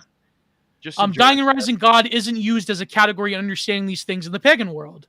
So yeah, so you can go right to the bottom, Lev. Well, why are there so many if it's not a category? Right. There's a lot of dying and rising. Why do we constantly? A lot of them are saviors too. They are saviors. Specifically, the word savior is given. But the difference, as Alex Alpine says, ritual sacrifice was universal until Christianity disproved its efficacy to please God. Christianity embodied the final, last sacrifice. It is the capstone of sacrifice. I mean, unless you live in places in the East and Polynesia and so forth. Animal sacrifice had already been done away with. We're told, for example, that at the Parthenon, the priests of Athena only brought up flowers to Athena. No animal sacrifices were involved. So Christianity didn't undo animal sacrifice for the first time. Wrong. Not for the first time, but in terms of its widespread use, it maybe was about appreciating an angry god or gods. Pythagoras hated he hated meat sacrifice. He wanted people to use cakes. And then the first they were vegans. And Apollonius of Siena. Exactly. Yeah, Apollonius of Siena, his cult, the Neo-Pythagoreans in the first century, who were really similar to Christianity, by the way. They were big into that. They were big into the whole cake offering thing. Yeah. Why is it wrong for me to name drop Thomas Carlyle? I'm actually going to write something about Jung's idea of the sacrifice and Thomas Carlyle, the hero. But no, I think that was my point, Gnostic, before, is that Carl Jung. yeah. Well, if you read the Red Book, we talk about the hero and Siegfried and so forth. Yeah. But no, in the ancient world, there was still a lot of these. None of these fucking concepts are new. That's the point. If you read The Dialectic of Enlightenment by Horkheimer and Adorno, they talk about even the Enlightenment. There's nothing new to Christianity. Well, no, Christianity was radically new. It was with all the old stuff. No, but let me finish. The notion of reason itself, the way that you're purporting, was even there in the ancient world, because the sort of the tension between mythos and reason was right there when Odysseus made the Cyclops poke his eye out by tricking him and saying, and when he goes back to the Titans, they asked him, "Who did this to you?" "Nobody did this to me. Nobody did this to me." Reason has always been our only means of knowledge. Yeah, you're saying reason is this radically reified singularity that goes through the Enlightenment. No. The Epicureans and the Stoics were always debating with the Platonists and the Pythagoreans. This was already our conversation we're having right now. If you read the book by Cicero on the nature of the gods, that is the exact thing that's happening in that book. It's basically a debate. That was a brilliant connection you just made. It's a debate between rational thinkers, naturalists, and theists, and mythicists. But that's my point, Gnostic. I'm agreeing with you. No, but that's what I mean, is that the problem I have with James is not James. I mean, the royal James. I mean. Yeah, not you specifically. The problem I have with a lot of this Enlightenment stuff, especially the Scottish and British Enlightenment, is that the purporting that reason is this very unique property that only came about in human history. It's very similar to how the libs argue that everyone was in the Dark Ages before the 1960s, and it's just I don't know. I agree with that.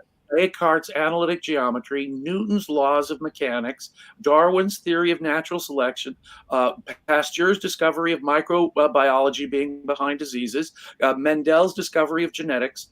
Yeah, reason. In fact, learning the experimental method, controlled experiments, the scientific method, only been known in the last 300 or 400 years, sir. And that came from Descartes, right? Would you agree that came from Descartes?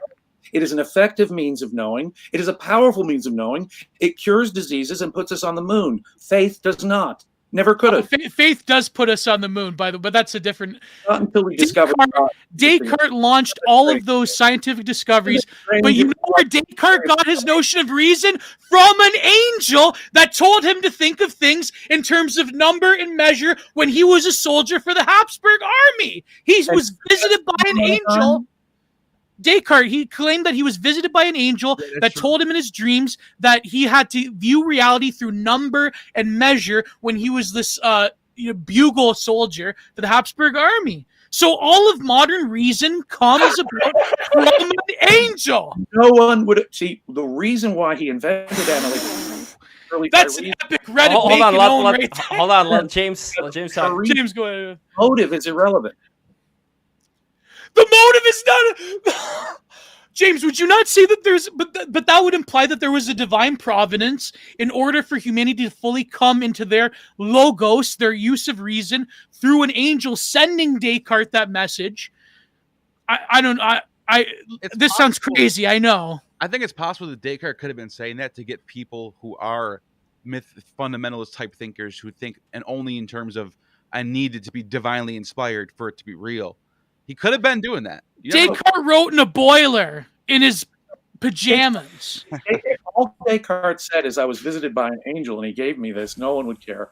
It was his mathematical demonstration that made it indispensable as a tool for Newton and all future physics. Well, speaking of Newton, I mean, there was a guy who loved to dabble in things like, what was it, you know what I'm talking about. Newton was a mystic. Yeah.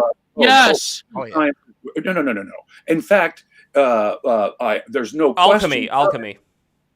No question about it. Many great scientists were total thorough mystics. Now, most of them actual mystical ideas, but it's not that what proved Newton or what proved Descartes or what proved Kepler was not their religion, but their reason. Well, I wouldn't use the word religion here. Them was their religion. That's No. Here's the thing. You reject Descartes' nonsense, Newton's nonsense, which is totally different nonsense, Kepler's nonsense, which was totally different mystical nonsense. But agree with the rationally proved parts of what they said. But you're butchering the motivations for how they came up with those rationally proved parts. James. It's only proved parts that were proved. The motivations do not necessarily imply that these came from the specific religions. It doesn't mean that there was nonsense and lose none of the power of Descartes, Newton, and Kepler. There was this one interview that Richard Dawkins did back in the day. It was for a radio show, a British music show, where they made him pick his favorite classical albums, and one of them happened to be a religious hymn. And the presenter, not knowing, the myth of Richard Dawkins, that he asked him, do you think if we lived in a world without religion or Christianity in particular, do you think that this great piece of art would have been made? And Richard Dawkins' bold face said, no, I probably don't think it would have been made. Meaning that... I don't think, for example, a lot of the great work of Michelangelo would be made if it weren't for religious myth. They were based on religious myth. Now, Michelangelo was a total rejection of the centuries of medieval art that came before him. He used scientific means to learn about the body. He used perspective. He used Greek classical ideas that he copied. And he had nudes all over the place. Cardinals would come in, see him painting the nudes, be scandalized. What are all these naked bodies doing on the Sistine Chapel? It was the hypocrisy of the Renaissance church that was its best feature. Let me debate you on this point. As an artist myself who studied a bit of the history, there were many artistic. Yes, of course, he was using more ancient forms of perspective. But when those are great, not that he imitated the bearded two-dimensional Christs from the Dark Ages. No, but see, imitation. When it came to the later Renaissance, imitation did become a more important point. When it came to the naturalism, more sexual, more sensual, more scientifically accurate. But yes, it's true. But also, he was relying upon ideas that were present both in Christianity and before Christianity to do that. Even in the work of art, you had Greek statues that had this replication of reality. David and the Pietas that were done 500 years earlier. And the difference is the secularness of the society and the infiltration of pagan Greek ideas in the Renaissance. No, but even art historians would say that this secularization, of the late Renaissance wasn't true, though. There was still immense religious mysticism. And cardinals who went in and said, what a lot of this nudity. They were most of the cardinals were scandalized by Cardinal Borgia's paganism, and later by Pope Julius's hiring of Michelangelo. They were scandalized. The time they were scandalized, but even before, in the earlier Renaissance, there still was they stripped all the ornament from their churches. But the churches okay, when it All right, came we gotta move on. No, Lev, let Okay. me finish. Let me finish. When No. it came specific, because I'm an artist, I'm a painter, I have to do this. Yes. When it came specifically to artistic practices in the earlier Renaissance, the church did allow a degree of studying the natural form that they just didn't want to promote at mass scale. But when that did happen, even in the later Renaissance, there still was it wasn't this like, they all of a sudden they learned paganism again and they became freer, they became hippies. There still was a heart of traditionalist religious mysticism. For example, Botticelli created some of the most luscious nudes in human history, but he was taken in by a radical traditionalist priest and later denounced his old work. Think of it. Think of the evil effect on one of the greatest artists in human history that religion had. Some of his greater works were his later religious paintings, though. Art, all that sexy, gorgeous, life-promoting secular art that he was, gorgeous nudes that he was producing. But they weren't exactly secular because the female nude was the height of Christian beauty in the Italian Renaissance. Oh, a bunch of sexy nudes that a bunch of cardinals were already complaining about. No. They were complaining about it in one sense for the common people, but there were scholars that recognized that the human nude was a divine entity, especially the female nude. If you read Kenneth Clark's book on the nude, he goes specifically into the history of various scholars at the time. They just didn't want the people to be caught up in their baser, lower peasant lust, as opposed to men of high scholarship that could interpret the female nude into a form of divine beauty. There was a lot of scholarship at the time around this issue.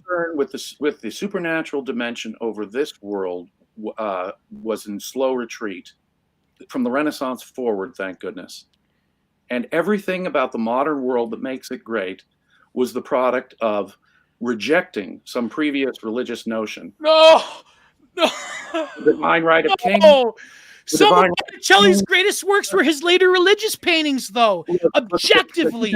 It's filled with justifications for slavery, the divine right of kings, Romans 13, etc., etc. It was the rejection to insert the GigaChat image. It was the rejection of those ideas that brought about human prosperity, freedom, civilization. No, but there was great abolitionist movements that took inspiration from their Christian faith to abolish slavery. We got to move on. We've been here too long, even though that's this is another coin of it. There's very enjoyable. There's a lot of social. All right, real quick. Let me just say one more thing. I'm going to say to Craig's Cobb, yes, there is a glut of cringe cath-trad arguments for tearing down every nude statue, but I vehemently disagree with them. Anyone, and this is why I got into a Zoomer theosis, but he clarified his position, anyone who argues against the nude within Christian apologia and art, they are wrong. They do not know their art history or their theology when it relates to that art history. All right, Liam Converse, James, I'm $5. sorry. I just had to unload there. Okay, Liam Converse, $5. If he defines capitalism as property rights, then Christianity as capitalism because property rights are right in the Ten Commandments. Oh, Jesus modified the saner view of, in many areas of the Jewish law. For example, we've talked about some of them. You've heard don't kill. I say don't get angry. You've already sinned. You've heard it say don't commit adultery. I say lust is already a sin. You've heard eye for an eye. No way, man. Turn the other cheek. So Jesus is going right down the list on a lot of these Jewish ideas and tossing them right out the window, including property. The apostles, we're told, held all of their property in common in the books of Acts. Jesus said, don't worry about what you wear, what you eat, or how you make a living. Get your focus on the kingdom of heaven. You can't serve two masters. The last here in this world will be the first there, and the first there will be last here. So don't be thinking about succeeding here on earth. That doesn't matter at all. So no. The hostility to money, the communal property, the focus on another life. No, capitalism is about profit motive, selfishness, enjoying life on earth, succeeding here on earth. Yeah. Indeed. Oh my God, that's terrible. Kit McNeil, $5. No, $2. This debate and needs some orthodoxy. Well, Graventis is going to watch this. I've been in touch with him. Unfortunately, right now, his work has caused him to be within the work for a long time, but he is going to watch this, and I look forward to having him on. So, Chixasab, $2. Reminds me of Chicken Bob, doesn't it, Gio? Chix's Cobb, yeah, Chicken Bob. Yeah, $2. Why is... okay, here's the thing. I've done enough with the YouTube algorithm. Here's the thing. When I talked about that particular thing before, I think that I don't know how the AI for a stream that's been on this long, I doubt the AI would even go this far, number one. Number two, when it comes to, I don't want to, I don't want to cause any damage, let's say like that, when it comes to this particular super chat. But when you're talking about certain subjects and criticizing them, like if we had Rabbi Singer in here, and if he was talking about these particular things, just like I've been talking about them. What? You didn't say the super chat. Oh, well, it was. yeah, because of those reasons. Gio knows what it is. Okay. Yes, Yeah. exactly. No, but yes, the super chat read. wait, no, that's the whole thing. I don't want to say the super chat. Something about a hoax of a particular. Yeah. That's that. Yeah. No, but the reason you why have to read it. You have to. The reason why I'm saying this is Chiskabobble, incels get laid in heaven. Incels will have 72 e-girls in heaven. 74 all right, next. E-girls Okay, next one. heaven. Tux, love you from our great Mormon friend Tux. $2. I am my own Sneed. I am my own Sneed. All right, next one. Nerd Magic, $4.99. Oh. You're arguing. James, do you know about Sneed, by the way? Sneed, no. Do you know that one Simpsons episode where Homer goes back to his farm? I've seen most of The Simpsons, but this one isn't coming to mind. Well, Homer goes back to his farm, and he that Grandpa owned, and the store was called I'm going blank. Something Sneed and Feed. Lev, what was the store called? The store was called. Hold on. What is wrong with me? Sneed, Feed. See, I have to actually look this stuff up right now. Can you believe that I don't remember it? Sneed, and Feed. Sneed's Seed and Feed. Yeah, Sneed, Seed, and Feed. Formerly Chuck's. Now, the writers, they made this clever joke where they said that formerly Chuck's, what rhymes with S and F? Suck and fuck. But because they couldn't say it on a national television, it was a way to hide it. So what happened was Sneed became very popular on 4chan and the internet because it's a way to post naughty words to evade censorship. That's why Sneed and Feed became so. The Sneed thing became popular. You see it on the screen over here, and this guy over here. This is Sneed. So that's Sneed. Yeah. What do you think of Sneed? What do you think of his physiognomy? Lev, put him on your. Oh, don't. That's hilarious. Oh my god. No, but in general, James, what do you think of his facial expression, just like the way that he looks? Any thoughts? I think he looks a little innocent, naive, benevolent, but there's a slight psychotic edge to him. Yeah, he really chides Homer for having a manicure and being a city slicker. It's like, well, your fancy Gucci loafers. I bought these shoes from homeless man. But anyway, so yeah, love the super chat. Yeah, this is an by the way, this is an anti-city slicker stream. No city slickers allowed. Yeah. All right, so anyway, over here, next super chat. Man, I had this thing open, I feel but then like I was looking I went through the tournament of death right here. All right, here we go. We're closing it out. I know everybody's getting ready to. Okay, here we go. More super chats. 2 more super chats. No, 2 more, and that's it. Nerd Magic, $4.99. You're arguing semantics when in Bronze era, making phallus weapons, power, law, servitude, kings, governments, religion, knowing right, wrong, not hard. That's the super chat. Good. All right. Someone mentioned Yoram Brooks. Who is also an objectivist. He reviewed Bronze Age mindset on his podcast. James, have you heard of Bronze Age pervert? Yes. Oh, okay. Oh man, I thought that was gonna be. Well, we're gonna. We should have. You know what, Lev? Someone proposed to me in a DM that we should have a debate: Christianity versus Baptist vitalism, or paganism versus Christianity, another type of stream. Although the last paganism versus Christianity stream was a fucking disaster, and that was because of some drama at the end. Gio, you know my policy. I want to have only I want to have one authoritarian and one non-authoritarian. I'm not going to have two authoritarians on the same stream.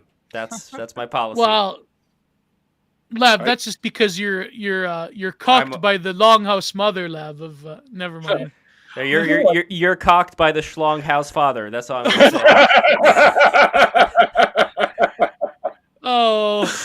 Final super chat of the day. Mnemo history 499. Oh, this one. Regio Descartes mysticism.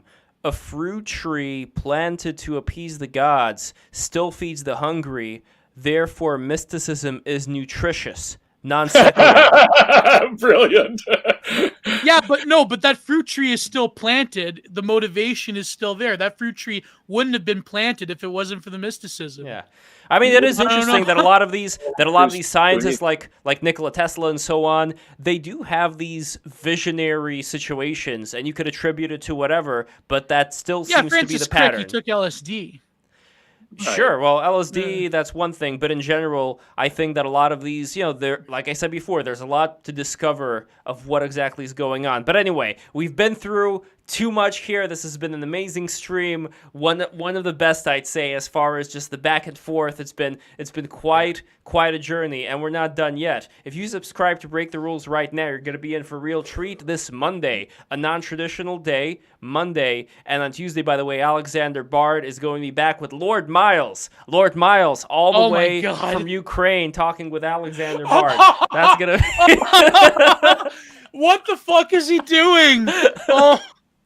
Yeah, so James, if you don't know, our friend Lord Miles Routledge, he was the British guy in Afghanistan, like one of the last people in there, not from there, who got, out in time. And he's an adventurer. He just loves going all around the world. He was in, where was he? He was in Africa. He wanted to get to this place, like this territory in between Egypt and, what was it? What was that country, Gio?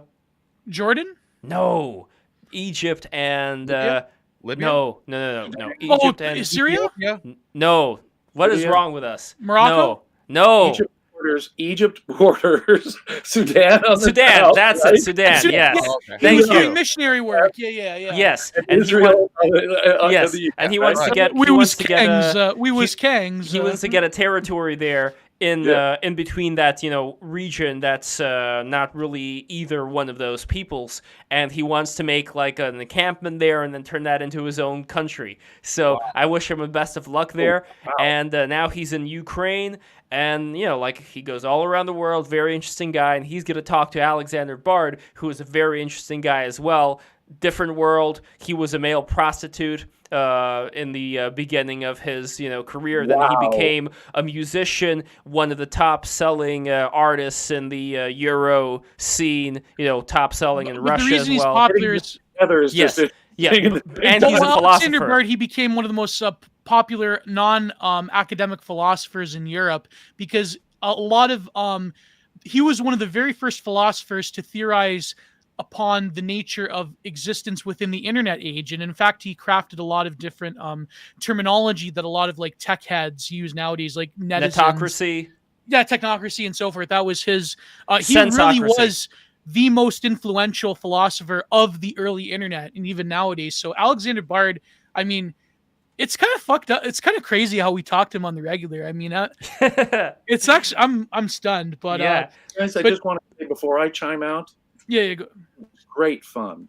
It got a little lively, but that's what we want is a little lively. We did shouldn't talk maybe so much over it, but at least we are friendly and civil, and this was a good time. I couldn't agree more. You. Yeah, we have to have you again. Definitely. I would love maybe to. We will definitely put you against an ortho or someone. Oh yeah, well, no, an ortho and a hippie new ager, like can you imagine him and Rupert Sheldrake? Holy crap, that would be like. Yeah, I don't know if he does debates though, but I could just say let's just have a conversation. Trialogues, but that wasn't a debate though. The trialogues were not a debate. They were like Yeah. Him Well, and, let's see. Abram and McKenna. Let's see what we could do. Next, if we get Graham Hancock into the mix, then we're cooking. Oh, that would be a boy. lot of fun. All right, guys. Thank you so All much for watching. I appreciate it. Be sure to like, subscribe, share this with everybody. Once again, patreon.com/breaktherules. And also, listen, please do me a solid and follow us on Odyssey. Even if I did not do an Odyssey exclusive stream today, I'm actually Oh, going you to forgot post. about that one. Oh, no, I didn't forget about that one. I wanted this to be like there was so much energy going on here. I don't really want to split it up. But when it comes to Odyssey, I want to part the Red Sea and bring people over into Odyssey. So here is the link. Here is the link to Odyssey. Everybody, go and follow Odyssey right now. Bring the numbers up there, and I am going to have an Odyssey exclusive clip. You remember when we had the fifth wave feminist on from the mental institution? I'm going to post that. That is a wonderful conversation that we had yesterday, and look forward to that. That one's